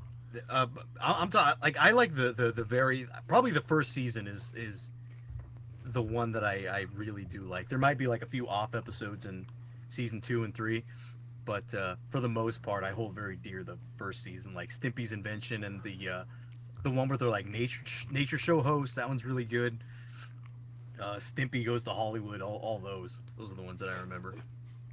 Of the plot summary of this episode, the last line, it ends with Stimpy eating some Boston baked beans and farting in Ren's face. That kind of sums up Ren and Stimpy for me right there. Fred, you might remember this. I think this kind of was like a reoccurring character, Mr. Horse, where like they would Yes. interview Mr. Horse about a product, and they go, "Well, what did you think of it, sir?" He like thinks about it. He goes, "No, sir, I didn't like it." They always did that too. They goes, He's really thinking. Did you guys ever watch Harvey Birdman? Yeah. I've seen a few episodes. I watched it as a kid, but didn't really rewatch as an adult. Any episode where the bear shows up is just freaking great. Is that the bear in the car? I'm sure he was in a car in some episodes, but like he's just standing there most of the time making like Yeah, bear noises. like a smiling bear, right? Yeah, Yeah, I do remember the smiling bear. great Dude. character. You know which was a good one? This kind of relates to you, Fred. Ren and Stimpy. It was called the Royal Canadian Kilted Yaxman. I'm not familiar with that. I remember I had that VHS too. Let's see, the Royal Canadian Kilted Yaxman. Yeah, season 2, episode 11. There were It's- 2 it's like- seasons. Yeah, it was based like before the founding of Canada, or something like that. I think. And these they go out in their kilts and their fucking Mountie uniforms to discover new land, and they're like going through the jungle and the desert, the barren wastelands of Canada. And there's like a monster called the Kodiak marmoset, and he's like, it's the world's largest, smallest mammal, and it's like it shows it huge, and then it like shrinks, and it's like beating the shit out of Ren's face. And then they have some yaks, and then they like start hunting for dirt to eat. And the Stimpy starts eating dirt, and he smacks him in the face. He goes, "You fool! That's poison dirt!" And then they like start digging, and like they have a tracker. The shovel's like a tracker to find good dirt, and they put a bunch of food on it to like help find the dirt to eat. Yeah, it's a good one. It's a classic. That's bonkers. I'd watch it. Yeah, yeah. I'm gonna have to send you that shit. Daily Motion. But Fred, why are we really here? Motion. Oh yeah, why are we here? We're not here to talk about old Nickelodeon and Rugrats and American Dill TV. Pickles. Why Yeah, are we American here? TV? Well, pushed by peer pressure to have a third black metal release in a row for Bunsen Burner. Oh, come on, I you like decided to it. go with something new for us again. First, a split release for us to. Hang on, I have to eat a piece of popcorn. Damn, that was good. Split release. This is the 2003 release between Throndt and Idhafels. And I don't know if I'm pronouncing that last one right, but I don't know if I'm pronouncing the first one right either, but I feel more confident in that one than the second. Yeah, kind of a unique little release, and not gonna lie, one of my favorite black metal releases. I picked this one up back when it was released in 2003. A really small label, Dunkelwald Productions, that didn't last terribly long, but there were some cool releases on there. But this one crowns it for me. So the two bands are German, and both of them have a guy in there called Fergen Grimnir. And in Throndt, he does everything. And in Idhafels, he's splitting the duties with another guy called Ragnar, who had some involvement in a bunch of other German bands, most notably Ulfsdallir and Eviges Reich. Oh, I'm probably butchering all these pronunciations, but that's what happens when you're a Frenchman living in Canada trying to pronounce German names. Yeah, so we have the first half, which is Throndt, which is kind of a more straight up black metal kind of approach. And the second half, Idhafels, is it's like symphonic, kind of a bombastic, epic sort of thing. I don't know. It's something that you really need to hear, especially that half. It's something that I haven't heard done quite the same way before or since. And since is like 20 years, so that's saying something. Especially that half would take me very, very far away from wherever I was. It's very it tells a story, and hopefully you guys will hear it as we listen to bits of it. Yeah, Fred finally brought on some second wave. Right? About time. This one's kind of cool in the fact that, like, so far with this block, we've been discussing like mid 2000s black metal, and I think we've kind of covered, like, we've covered the spread here, where Paul did something that's like Finnish, French, somewhat depressive, emotional, upbeat. I covered something that was more on the disgusting, ugly side, and here we have something that's like right in the middle of mystic and ugly and Yeah. kind of raw and cold. We got the good, bad, and the ugly. That's right. We got the good, the bad, and the ugly. It's a good spread, and both of these bands are kind of something that I don't think we're used to hearing anymore. Like pretty. No. Would you say it's both of these bands are like pretty simplistic? I think they're simplistic in their elements, but the result is a lot more than the sum of its parts. Throndt is, on paper, a fairly straightforward black metal band, especially with programmed drums, but I think the quality of the songwriting for those tracks kind of pushes it above just a straightforward black metal band.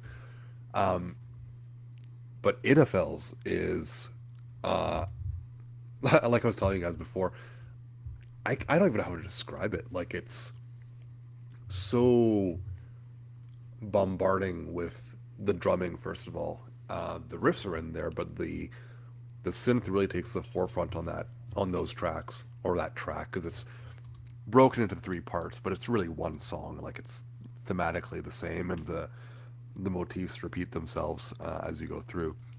But it's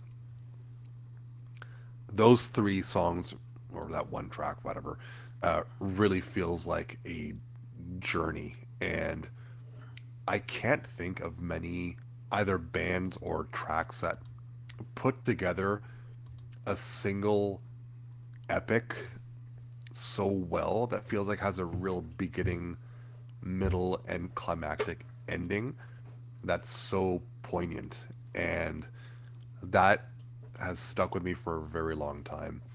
And a lot of the releases that I pick on here are ones that I've really enjoyed and have really made an impact on my view of black metal or death metal.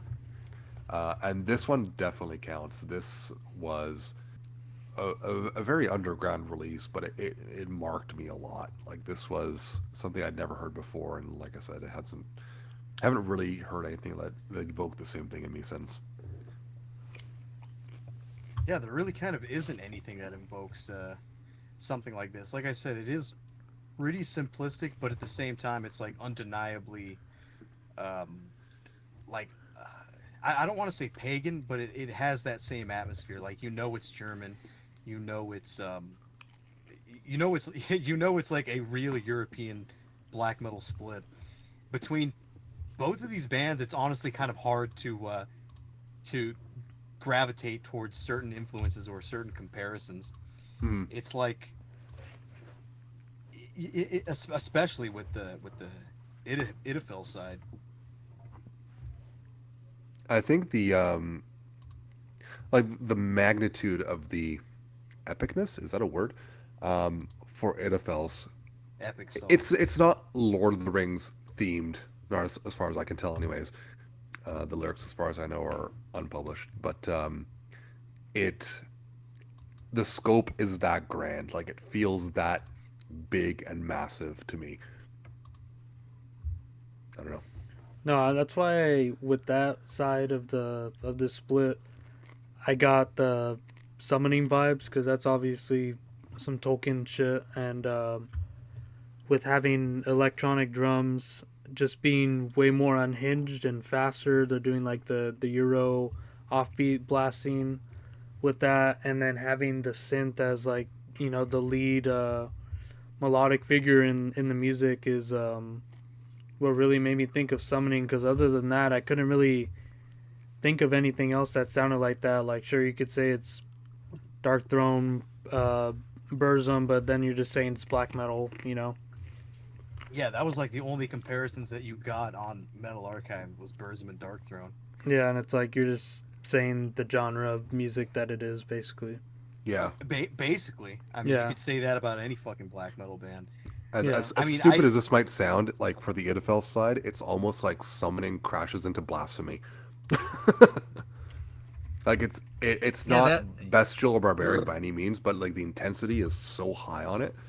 But the synth and the symphony is all there, and it really propels it. No, it's like some otherworldly shit. When I was listening to that side, like, that's the one I got drawn to more so than Throndt. I felt like the more grandiose, had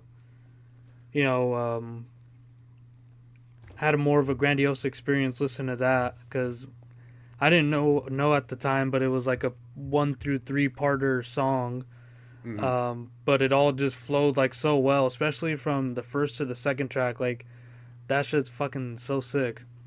It's yeah, and I mean, I'm not gonna lie. Between the two halves, Idhafels is hands down my favorite. This is That's bottom not to heavy. say, yeah, it's not to say anything ill about Thrawn. I do love the Thrawn half, but Idhafels is really something I can't compare it to anything. Like, I'm at a loss for words to describe it in terms of comparison. The only one I can really kind of think of is a newer band from the Netherlands, called The Gloomy Radiance of the Moon. They released an album in 22 and then another one in 23. I haven't heard the second album, but the first album it's symphonic black metal, and it's very, very over the top, especially in terms of the synth. And it kind of reminded me of that Idhafels side a little bit, but not Because quite the same. these guys aren't over the top with it. It's just like simplistic, and you can hear each. I feel like there's not much layering going on, besides like obviously having the keys over the music, over the guitars and shit, and the bass that's haunting the track because you can hardly even hear it. But yeah, like it's not over the top at all with like other sort of symphonic black metal. I kind of hesitate to even call it that because of just how well they do it. It's not like it's not gimmicky at all. Yeah. But and like how you said, Fred, you kind of compared it to Blasphemy with like the intensity, and maybe you won't agree with this, but when you said that, it kind of made me think of some of the like mid-pace parts, because there's a couple mid-pace parts on that side that are like sort of punkish in a way that Blasphemy would do, say like Ritual or something. I didn't exactly know what to compare it to, but maybe that would be something. Maybe like the mid-pace or slower parts that Blasphemy would do. Yeah, it's funny because like the comparative bands that we have are like so far from what it actually sounds like, but them meeting in the middle kind of makes the most sense with something you don't even really hear anywhere else. Yeah, because Summoning Blasphemy makes sense. Yeah, and like you guys were saying too, or like Fred was saying, like there's comparisons that you can make with the keyboards, but the instrumentation itself doesn't really compare to anything else. Like this actually reminded me of something we were talking about earlier, something from that Portuguese scene, that Wimps band, with their I believe it's the third demo that they did, with the like it looks like some kind of Castlevania horseman on it, but the keyboards kind of invoke the same atmosphere, but the guitars for sure don't. Like the guitars on that are single note. It's almost like if you took a dungeon synth band and made those into guitar riffs, like as single note things.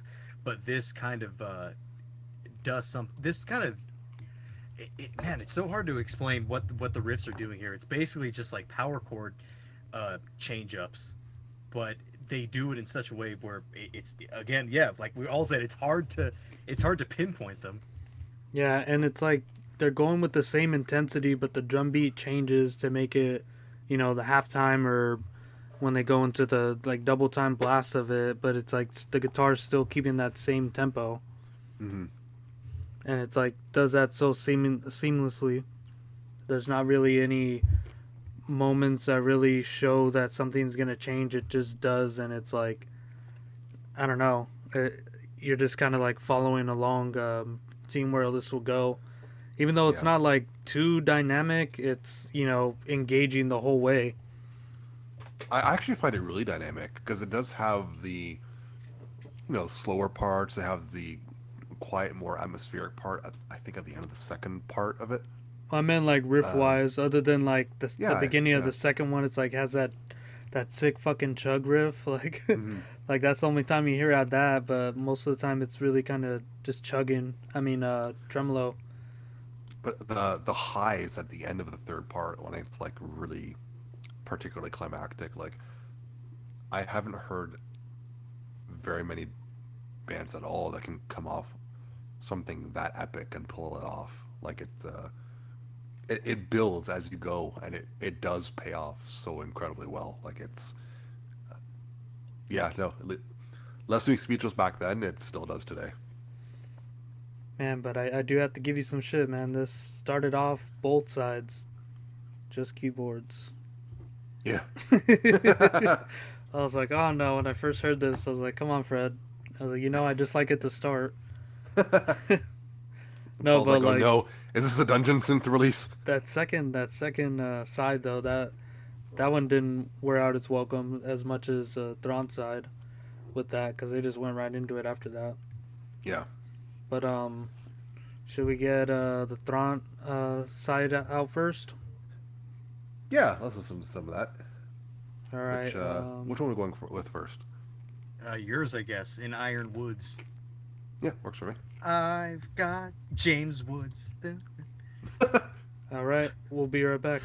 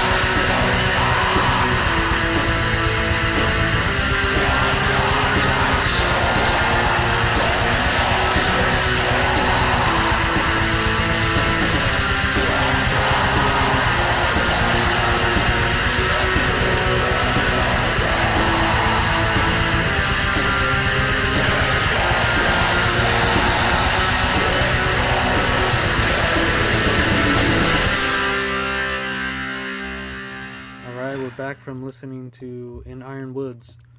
Yeah, that sucked. That you know, was I know that's my thing to say, but it's really weird to do it on my pick and my pick of song. You had a week to think about it, and it still sucks. No, I love that track.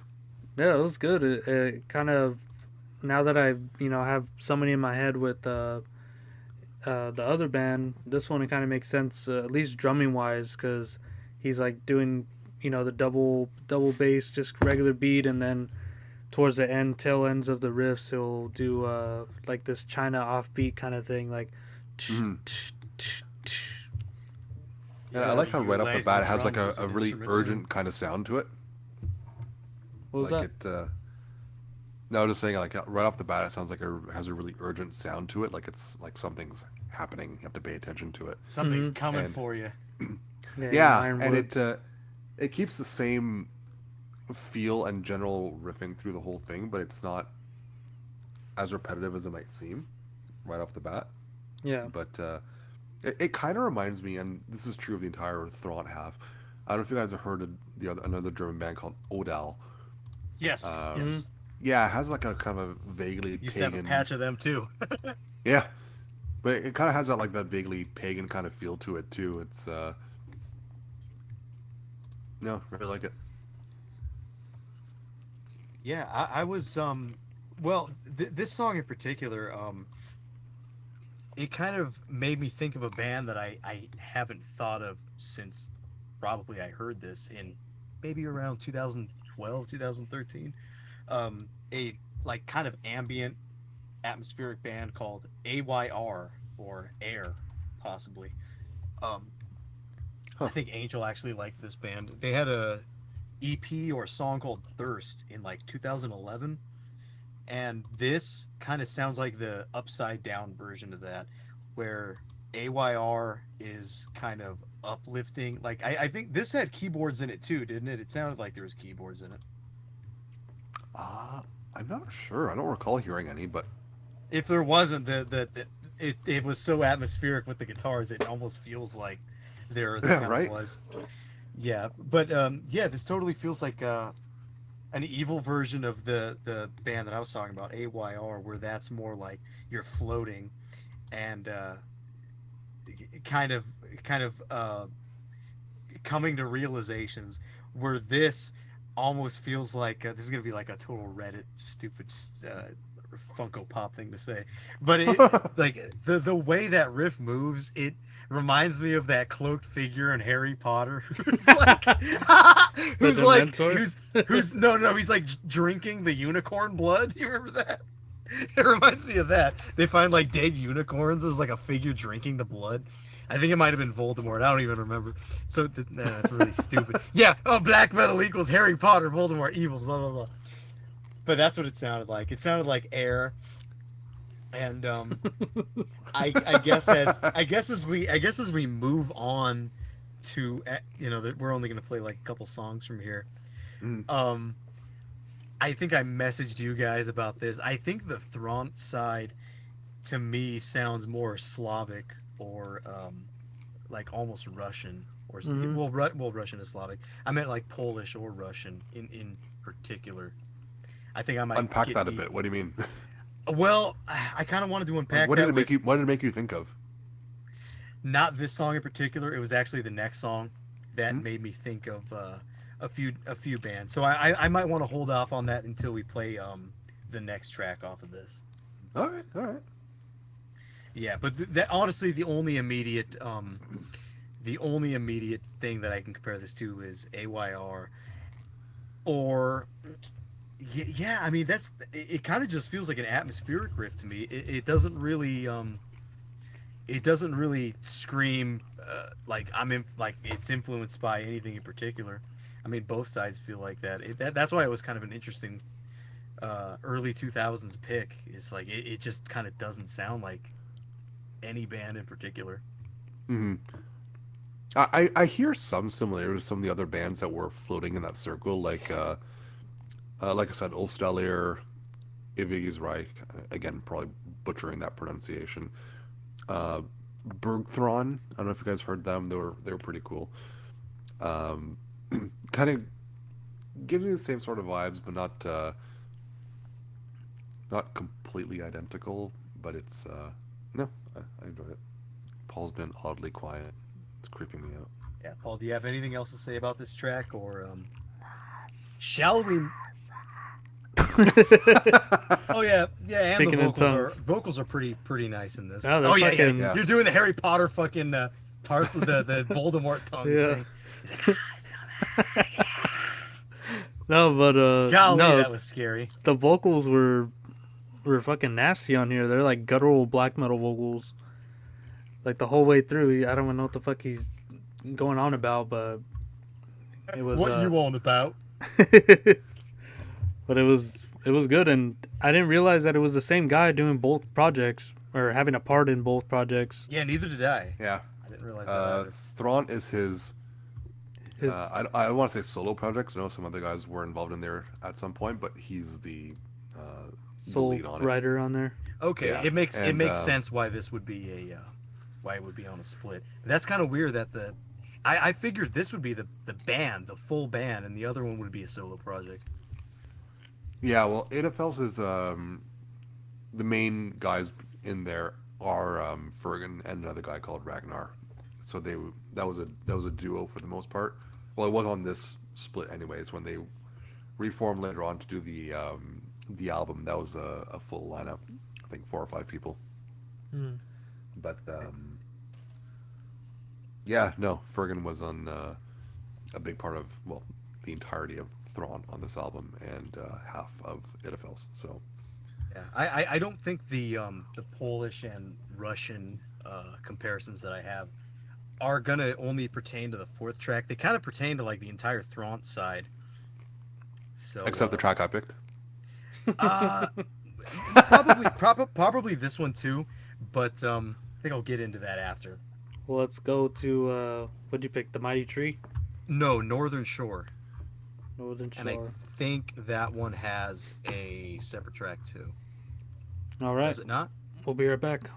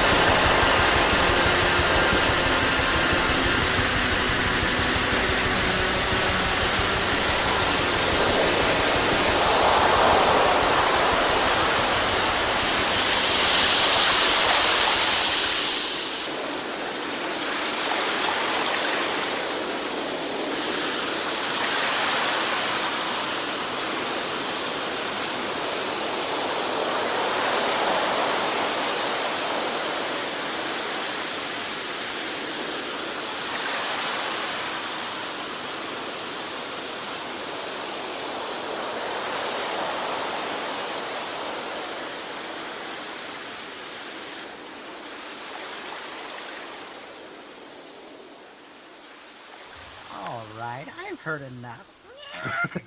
All right, we're back from the ocean, the shore. I find that track is, especially at the beginning, kind of almost like a taster of what's going to be coming up with the Idhafels side. Like it has that same level of intensity at the beginning, and kind of a hint of the symphonic element, not to the same extreme, but I think that's why the two halves pair very well. It feels like the Throndt half leads into the Idhafels side really, really well. Man, I thought the waves were the intro to the other side, but it's all the same. That's the outro Yeah, I think there's for a this. whole other track after that. Yeah. Yeah, there is. But yeah, I did like. I really like how the first part of this song, it sounds like kind of sad and like emotional, and then the second part just sounds like cataclysmic and like death ridden and doomy. Wow, wow, wow. Yeah, Yeah. like this is where I kind of came into this sounds Slavic. What this actually came out before something that I was comparing it to, but I actually went back and listened to the Walknut album. Oh If you yeah. guys remember that, Yeah. it sounds, Yeah. it really has a super similar atmosphere to that. Yeah, I totally see that. And I was thinking like, is it one particular song on the Walknut album? It's like, no, not really. It's kind of the whole thing. That whole album has the same sort of atmosphere. It's like sad, sad riff, and then dreadful riff. Yeah. And I think Yeah, they even totally had a similar song on there. vibes. I can hear that. I think they even had a song on there called like "Come Dreadful Yig" or something like that. Mm. But yeah, this song kind of I feel like this one had the most dynamic too out of everything that was going on. You have like you have those two repeating riffs, sad, dreadful, and then you have like the Celtic Frost kind of riff, and then eventually that kind of goes faster and faster, and you get into that like single note thing. I didn't exactly know where to put that, but it had a fucking great counterpoint. You have the and then you have like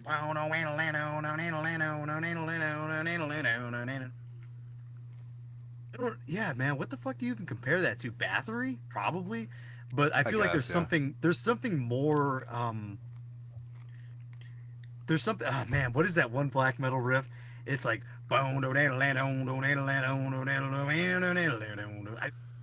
that's like a bunch of things. Maybe that's Immortal or something. But yeah, man, that's a just a really cool part. I mean, maybe that could be considered to be like something of like a late White Wolf's Commando type riff, because you even have the bass kind of like going like doon, ding, ding, doo, ding, ding, doo, ding, ding. You do have some sophistication within this like seemingly simplistic kind of like just power chord riffing. Yeah. I think that's something common to the entire Throndt side. Like it, on first impression, it seems very, very simplistic black metal, but the more you listen to it, the more you pay attention to it, the more you realize it's actually going on with it. I think that's why it, like, the repeat listens do so well for it. Yeah, I mean, you could say this about a lot of German bands, but it does have kind of the like dark Viking like riff sound to it. Like I was saying, like Walknut is that. Walknut is definitely dark Viking. Yeah. And maybe not just that, but especially there was a few other Polish bands that I kind of came to realize, oh, the Throndt side does sound like that. It sounds a lot like Veles, the Black Ravens album in particular. So there's a ton of stuff that sounds like this. And I also, think it's a really, really underrated Veles album, too. yeah, I think that was like one of the later ones. But that's the one that it's got the mid 2000s kind of sad and grim and like dreadful side. I feel like that's something you don't really hear anymore in black metal. You don't hear your like dreadful riffs, and this definitely has that. In spades, yeah. Yeah. Infernum too. You guys probably know who that is too. The early Polish black metal band Infernum. They have a ton of like just dreadful riffs and sad riffs. I feel like it's probably most particular to those two bands, Valles and Infernum. And Fun fact, actually, I own a copy of the Infernum demo, Dan Majesty. Really good fucking demo. there was some band that like had a name that had one of their band name like named after an Infernum song. I can't remember which one. It's probably more than one, to be honest. No, but there was one in particular. I don't exactly know what. I mean, I tried to look into some other Polish black metal to see if it made any sense. Like I looked into like Dark Fury, but Dark Fury is too uplifting. Dark Fury is too triumphant. This is triumphant, but in a very different kind of way. It doesn't really lead anywhere. It kind of just goes in a circle. I could see Full Moon being a bit more of a bit of a comparison. It does still have that like that morose kind of Yeah, honestly, solemn man, approach. I was thinking about like comparing it to Full Moon, but I kind of just didn't get around to checking out Full Moon again for like the I don't know whatever for comparison fourth or purposes. fifth time. Yeah, I just didn't get around to it because I felt like Veles and Infernum were probably some of the closest things, and Walknut too. I think Walknut probably it doesn't have anything to do with this because this is fucking before that. That was 2007. Yeah. But you know, I think they probably have some similarities, even to like Nitberg when that came out later. I don't know if Nitberg had anything in 2003. They probably did. No, Nidberg definitely did. But I think they might have been a little bit folkier at that time. But a couple of years later, Throndt released a self-titled full-length album, and it's even better than this half of the split. To be honest, like I like that. Yeah, I like that more than their. It kind of takes what they did on this split and just like pushes it even further. Whoa, dude! The cello player of Throndt played in Folkodia, who was basically Folk Earth. And there's Emily again, dude. Same picture. Love Emily. Yeah. Can't stop with Emily. Can't stop, won't stop. God, that guy looks like Fred Emerson. Right next to Emily. What's his name? Oh, dude, are you talking about the guy from Office Space? Let's see. Will. He looks like the dude from Office Space. Big.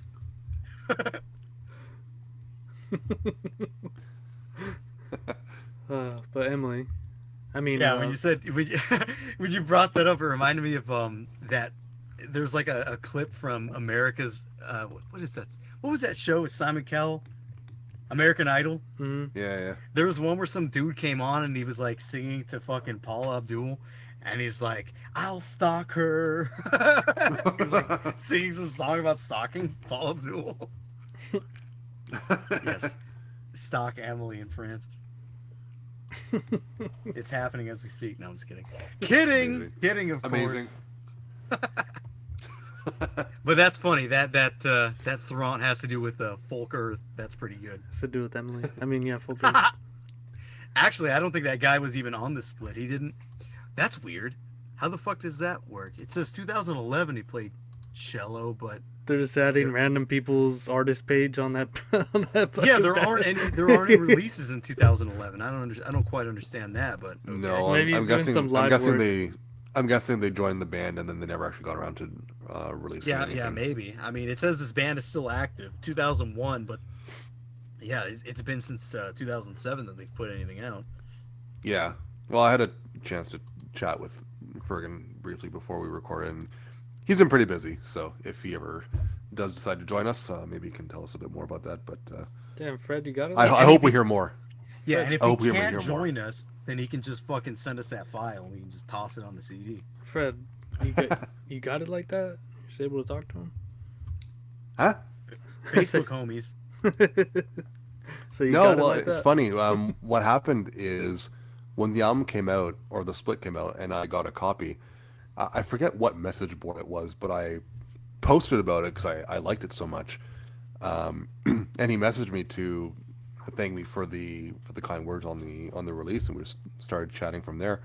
And we've stayed in touch here and there throughout the years. I mean, I hadn't spoken to him in a number of years before I reached out to him today. So it's actually great that I got to. I mean, I shouldn't have to have a reason to talk to him, but it was good to have it was good to have a reason to reach out to him, and be like, "Hey, how's it going?" And just caught up a little bit. But no, good guy. Dude, this is going to be really retarded, and you probably aren't going to be able to help me out here. But that last Throndt riff, God, there's a black metal riff that I've heard before that sounds so similar to what they do. It goes. It's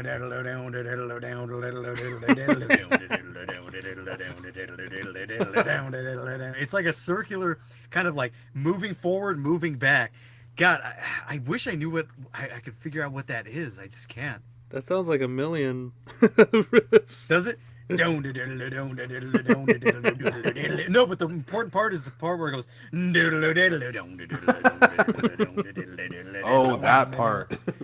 Dude, I'm gonna figure it out and I'm gonna send it to you. Fucking moron! No, I'm just kidding.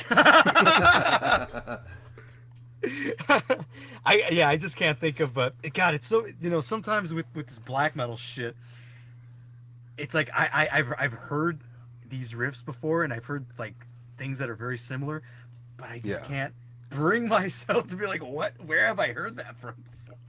I mean, we all know that in black metal, there are very few things we haven't heard before. It's just a matter of execution, right? How you pull it off and string it together, it right? totally is. And this is a perfect example of.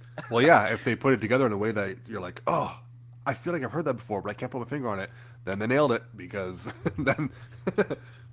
Yeah, that's why this is such a cool split. It's such a cool split because it can be pretty darn simplistic, but it's so hard to put your finger on exactly what is going on here. I mean, I got the Walknut thing and I got the fucking Infernum and Veles, but honestly, with comparisons, that's kind of all I got. And I don't want to be like Burzum Darkthrone, because I don't even think Burzum Darkthrone. I don't think that this is that similar to those bands. The closest thing to Burzum is maybe the album cover.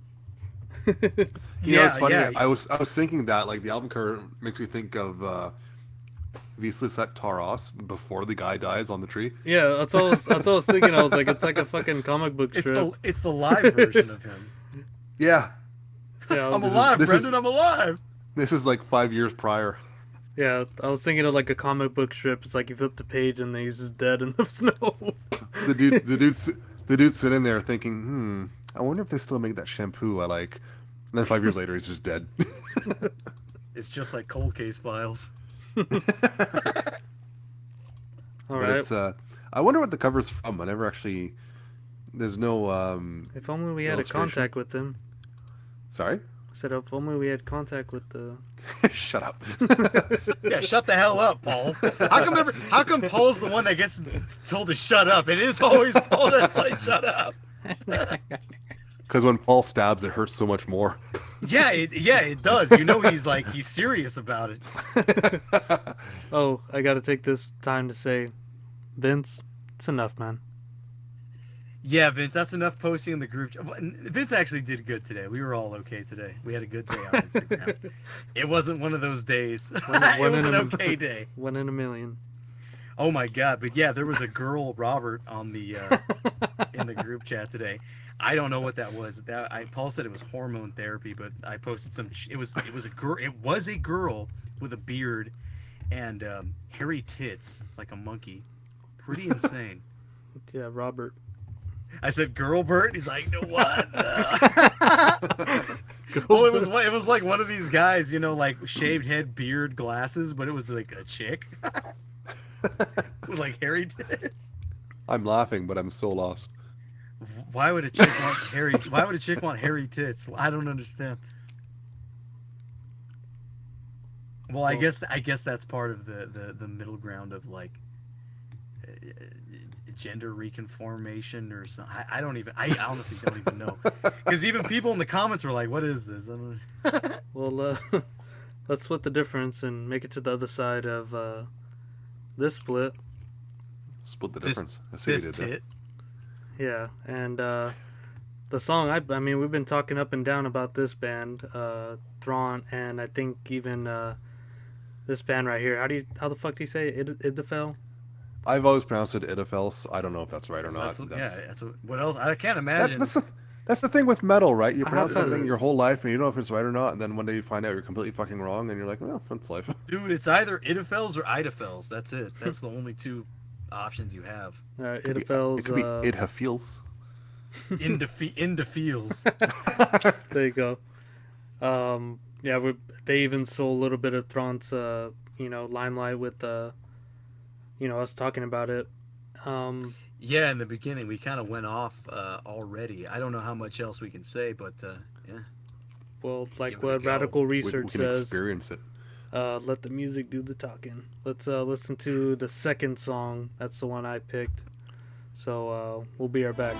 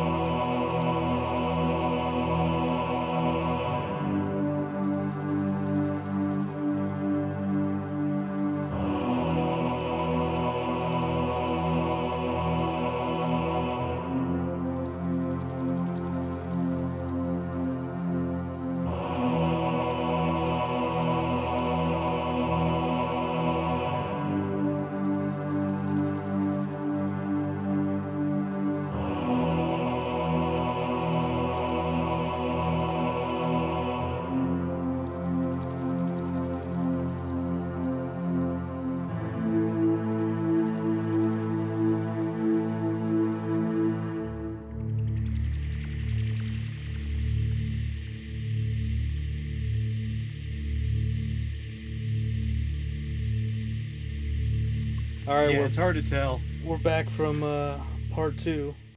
Woo! Yeah, we just accidentally listened to the YouTube version uploaded by Egghead1488. What a mistake.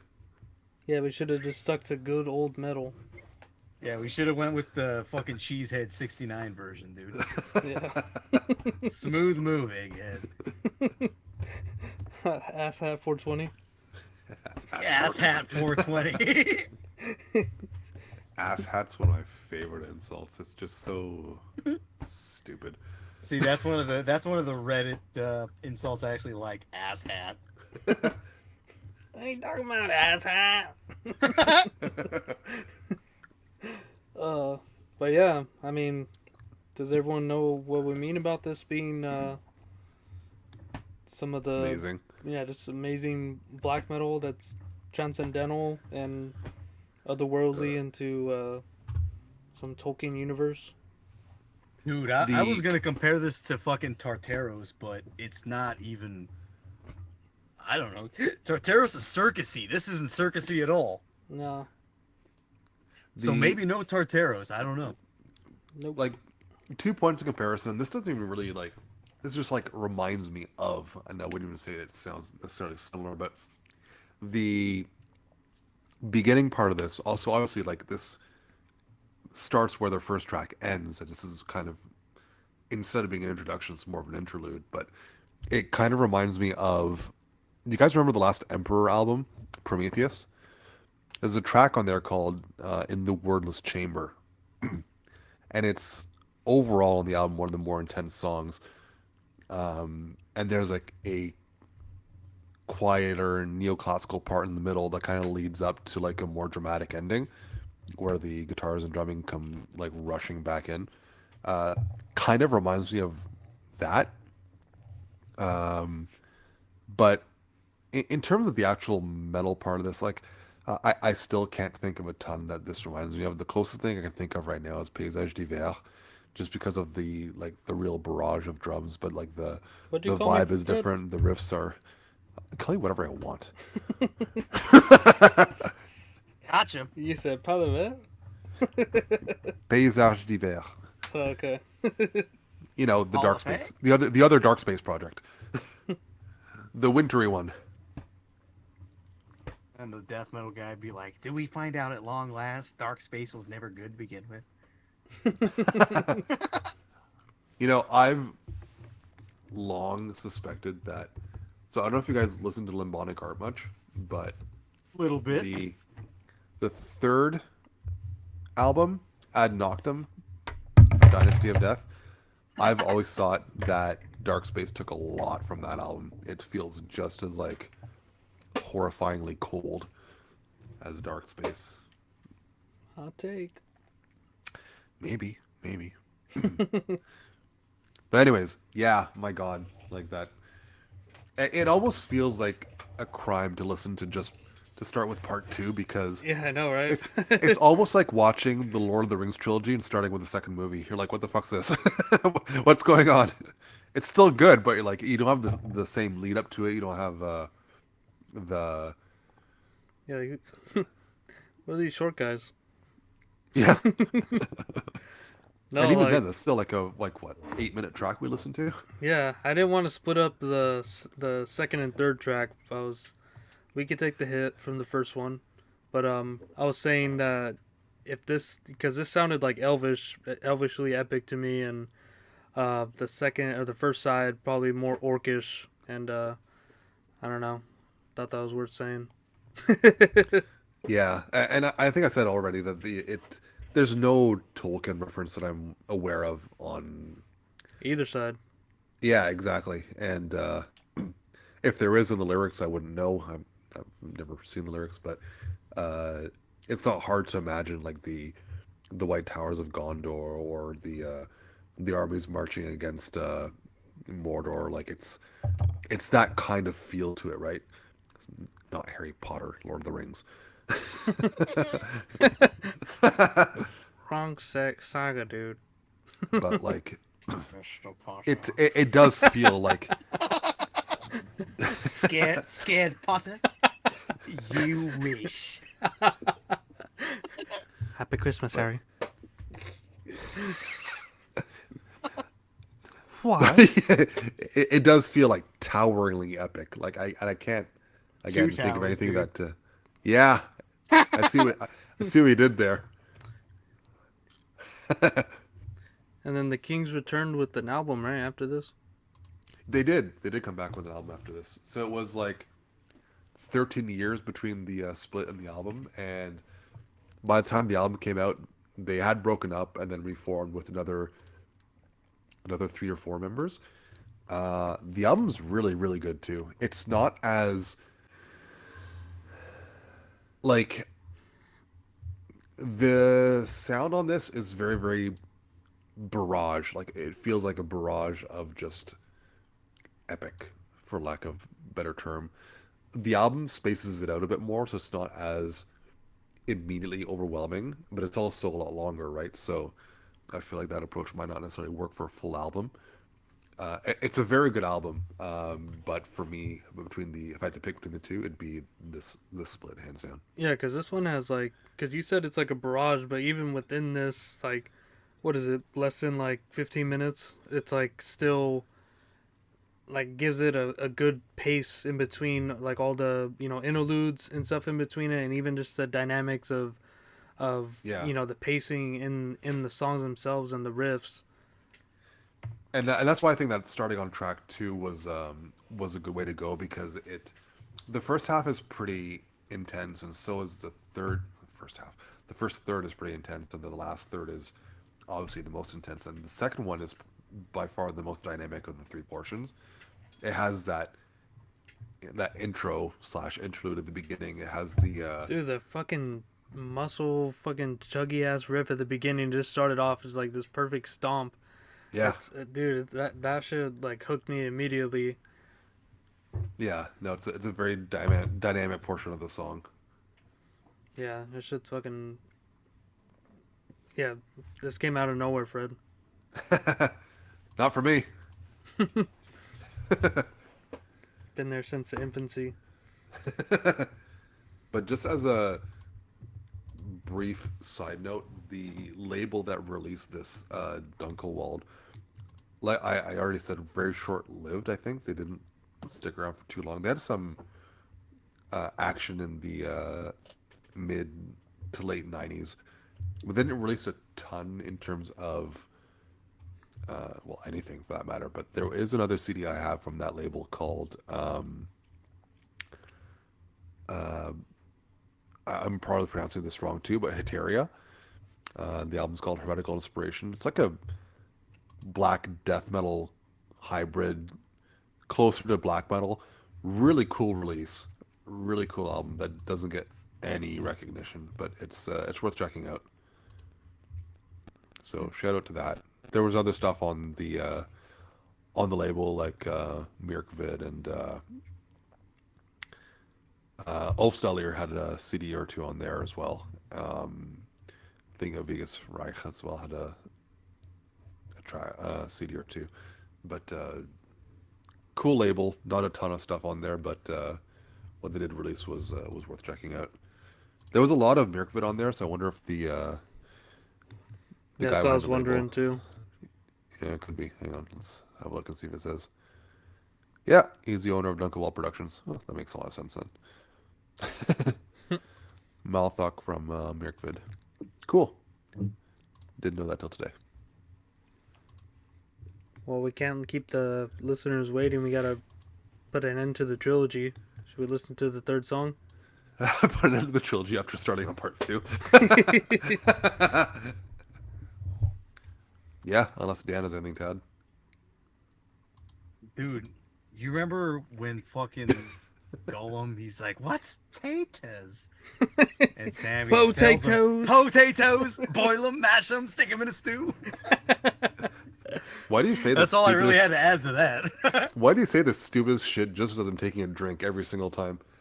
I don't know. Because I was fucking asked, hey, you have anything to add? I love So next how time I ask that, I'm not gonna fucking take a drink. Oh, there was one thing I was gonna say. I said this last time, but it was for a different aspect. Um, the Trifane vocals. It reminded me of the vocals on fucking the 1999 Eisenwinter release, Reichswinter, the one with the big dragon on it. And here the keyboards remind me of fucking of that. I feel like that's probably the most sophisticated Eisenwinter ever was in 1999 with Reichswinter. It's all Seriously, been downhill it's like from that. So- no, it's like before that they were doing this kind of goofy keyboard stuff, and then after that they kind of just got into like pure goofiness. But the 1999 demo was, I think, probably the most serious black metal piece. But yeah, they have like a keyboard part. It's like and this kind of had a similar part to that too. Even when I was like very first listening to it, driving, going to like Best Buy to get a fucking speaker, I was thinking that. I was like, dude, you know, these guys are gonna like that I say Eisenwinter again. But it sounds like that one, and it's not all Eisenwinter. It's that particular release, the most important Eisenwinter release, I think, because it's got it all, like riff wise, keyboard wise, and even the vocals are serious. They're not like the stupid Eisenwinter vocals that I think you know people are used to. Yeah, fair. Yeah, I think that was the only other comparison that I had to this, keyboard wise. That's pretty cool. Yeah. All right. We'll be right back.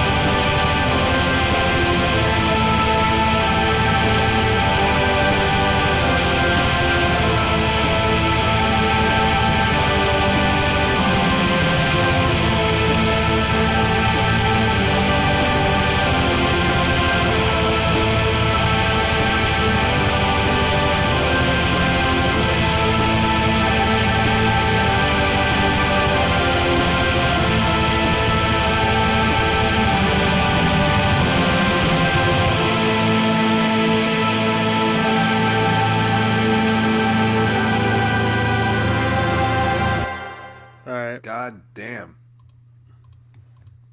Bye bye. Eichsreich. And what can you say? It doesn't get more epic than that. It doesn't get more grand. It doesn't get more like what can you say about that? Holy shit. I mean, if you're looking for underground black metal, that's it. You That's got it. You heard it right there. It's not like the truest and it's not like the purest, but it's definitely fucking the bestest. it's the best. The bestest, yeah. A Festivus for the rest of us or whatever.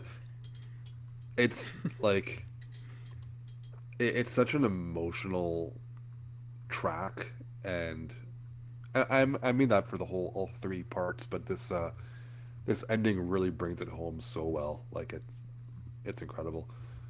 And they do have this half of the split on Bandcamp, so go throw them some love on there. Yeah. That's it. Yeah. Name your price. Freddie, do you know a band called Eichsreich? Eichsreich? Yeah, that's the one I've been pronouncing horribly for the last like little bit. I said Eichsreich. I'm not pronouncing it any better. I was pronouncing it Ewiges Reich. Eichsreich. My Yeah, German I is... saw that from the same fucking Dunkelwald. Yeah. My German is terrible. By terrible, I mean non-existent. So. Yeah, I'm not German. I can't speak that fucking language at all. I took one German class. That's what she said. Yeah. What was his fucking name? Her. Who, the teacher? Yeah. I don't know what his name was. I just remember buying Cheetos in his class. He goes, "My son doesn't like those. He says that's what she said." I don't know what his name. Mr. God, I don't know what the fuck his name was. It was her something. Dude, weren't you telling me last week that you had a teacher with a nice ass and her name was Godass? Miss Her Godass? name was Miss Gatos. Everyone called her Godass. Miss Godass!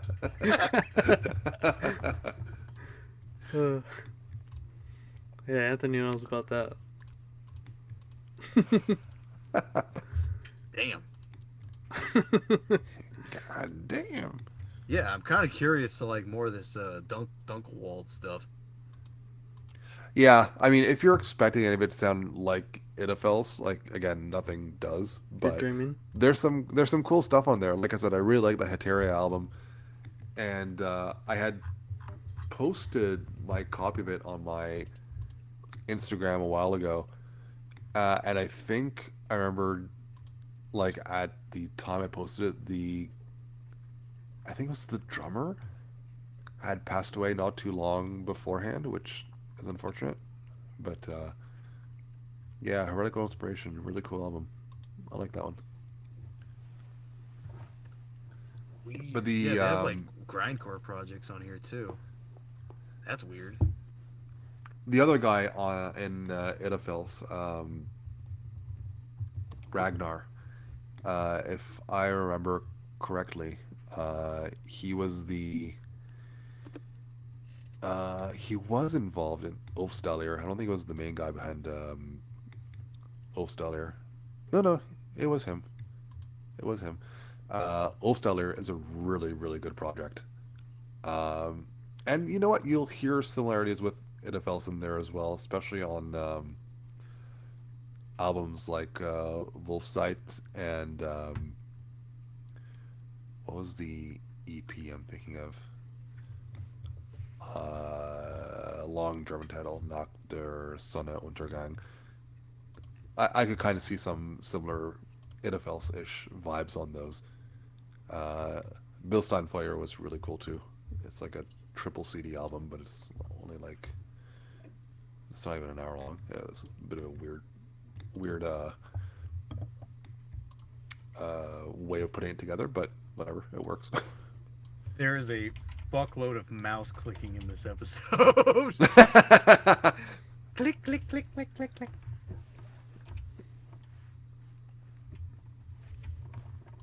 No. cool bands. Throndt and Idhafels and related bands were really cool too. So nice little circle of bands to check out. Yeah, it does seem interesting, and the Dunkelwald label seems pretty interesting too. There's a lot of shit on there I've never heard. Yeah, yeah. No, there's some good stuff on there. Yeah, without any further to do, Paul, you got any last words? Go. Wow. You He's think you not broke going. Paul? No, he's still busy clicking. No, yeah, Fred, you didn't disappoint. You put Black Metal History Month with a good closing here. We got the good, bad, and the ugly here, and all in one. Not even just spanning across the month, but also a first having a split, little bottom heavy, but still good nonetheless. I mean, this guy was on both sides of the split, so you know, to be able to sort of contend with your own band is hard enough, and making your own shit to go against it is even I think even harder, because you're doing like two different sorts of projects, because one's definitely more like synth heavy and more epic and grandiose than the more straightforward kind of black metal that you get with Throndt. And yeah, this one, I think, man, I gotta look back at your page now to see what is my favorite that you've done, because this is definitely at the top now. Excellent. Yeah, because this is just like you said, it's like a crime listening to only the two-thirds of the track. Because yeah, you gotta listen to that from front to back to get the full experience of it, and just go on Bandcamp and listen to that. You don't have to listen to the split side, but if you're true, you will. And that's about all I got to say about that. Yeah, fair. Then I'll go. Then I go. Hold on, take a drag. Go. Fred, which side did you originally want? Because you only wanted to do one side originally. Which side was it? Well, I only wanted to do one side because I didn't think doing a split would work too well on the podcast format, but I was which wrong. side did you want to do originally? Oh, if I had to pick, it'd be the Idhafels side. Oh, really? Oh, I thought Yeah. it was the Throndt side that you wanted to do. No, like I love the Throndt side, but the Idhafels, like we've said countless times, it's you can't compare it to anything. Like it's just it stands on its own, and then I think that would have been a particularly interesting episode. But I think doing both halves was even better. So To piggyback what I was saying, with this being my favorite that you've picked, I think yours is just getting better and better with each coming episode, because the Black Shepherd was really fucking good too. oh, well, thank you. Yeah, I think so too. It seemed like, Fred, a lot of the earlier stuff that you picked was like first wave kind of stuff. And we're like Yeah. slowly kind of evolving from that. I mean, Amon was kind of different, because Amon was like death metal mixed with first wave, which is an interesting thing. That was a weird album. I love it, but it's weird. Yeah, Black Shepherd was my favorite. I think it still remains my favorite, but this one is it's great for a black metal block. Not only because like I've never heard it before, but it totally fits in with 2000s black metal. Fits the bill. And yeah, and not just that, like I said, it does remind me that the most important Eyes and Winter release, and the Wamphiri from Portugal. There's not a whole lot of stuff that is keyboard heavy like this, but with a guitar. I mean, I guess you could maybe say the guitar backing is like it's not really comparable to anything. We keep saying that, but it's kind of true. It's really hard to compare the guitars to anything, because there's even like strange punky parts, and like Paul said, like chugging parts that just kind of don't mesh with anything else. I mean, Lurker of Chalice had like chugging parts, but not really like this. Listeners, give us a comparison. Yeah, you're gonna have to help us out here. I mean, all I can really say is that Can't know it all. it's a cool one. It's definitely like fits in with the 2000s mid 2000s black metal. I think it was a good ending to this little block here, dude. Oh, Yeah. and I did really like the outro for the Idhafels side too. It sounded like fucking Klaus Schultz or some kind of 70s electro, like Vangelis especially, where it's like Mm-hmm. yeah, it had a lot of that kind of stuff. It's cool. You know what it almost did remind me of too a little bit. We've been talking about this band a lot too, fucking Gnome, and I actually got around to listening to Yeah. Gnome today, and that's I think they call themselves like ambient black metal, and I think this might actually be more ambient than it is atmospheric, if that makes sense. Yeah, no, I see what you mean. I think that's like when we were chatting while listening to the song earlier.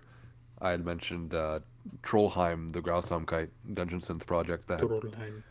drums on the second demo reminds me of that. Like it's and also kind of like Profanum, right? Because Profanum, that second album, Profanum. Profanum Internum, has it has no guitars, right? And this still has guitars and riffs, but like it's really driven by the synth. And the Profane album kind of makes you think of that, but Yeah, neither the one guitars really. kind of absolve in the back, or Yeah, they absolve in the back, but still, it's hard to place them. yeah, Yeah, because yeah, it's yeah. it's Like so tightly. you could do this without guitar. Yeah, This side of the split would be fine without guitar. But maybe the guitar just works as a backing, and that's all they need to do. Maybe. yeah, I mean, it's I don't so know. tightly connected to the synths. It's not. It's definitely taking the back seat where the keyboards are like taking the main. I don't even know if it's necessarily melodic. It's just just different textures that they're No, throwing on over it. no, it's not even really melodic. It's kind of it's almost kind of the same as the keyboard parts, aren't they? Yeah. Well, that's what I'm saying. Like the keyboard parts, I wouldn't even call them melodic.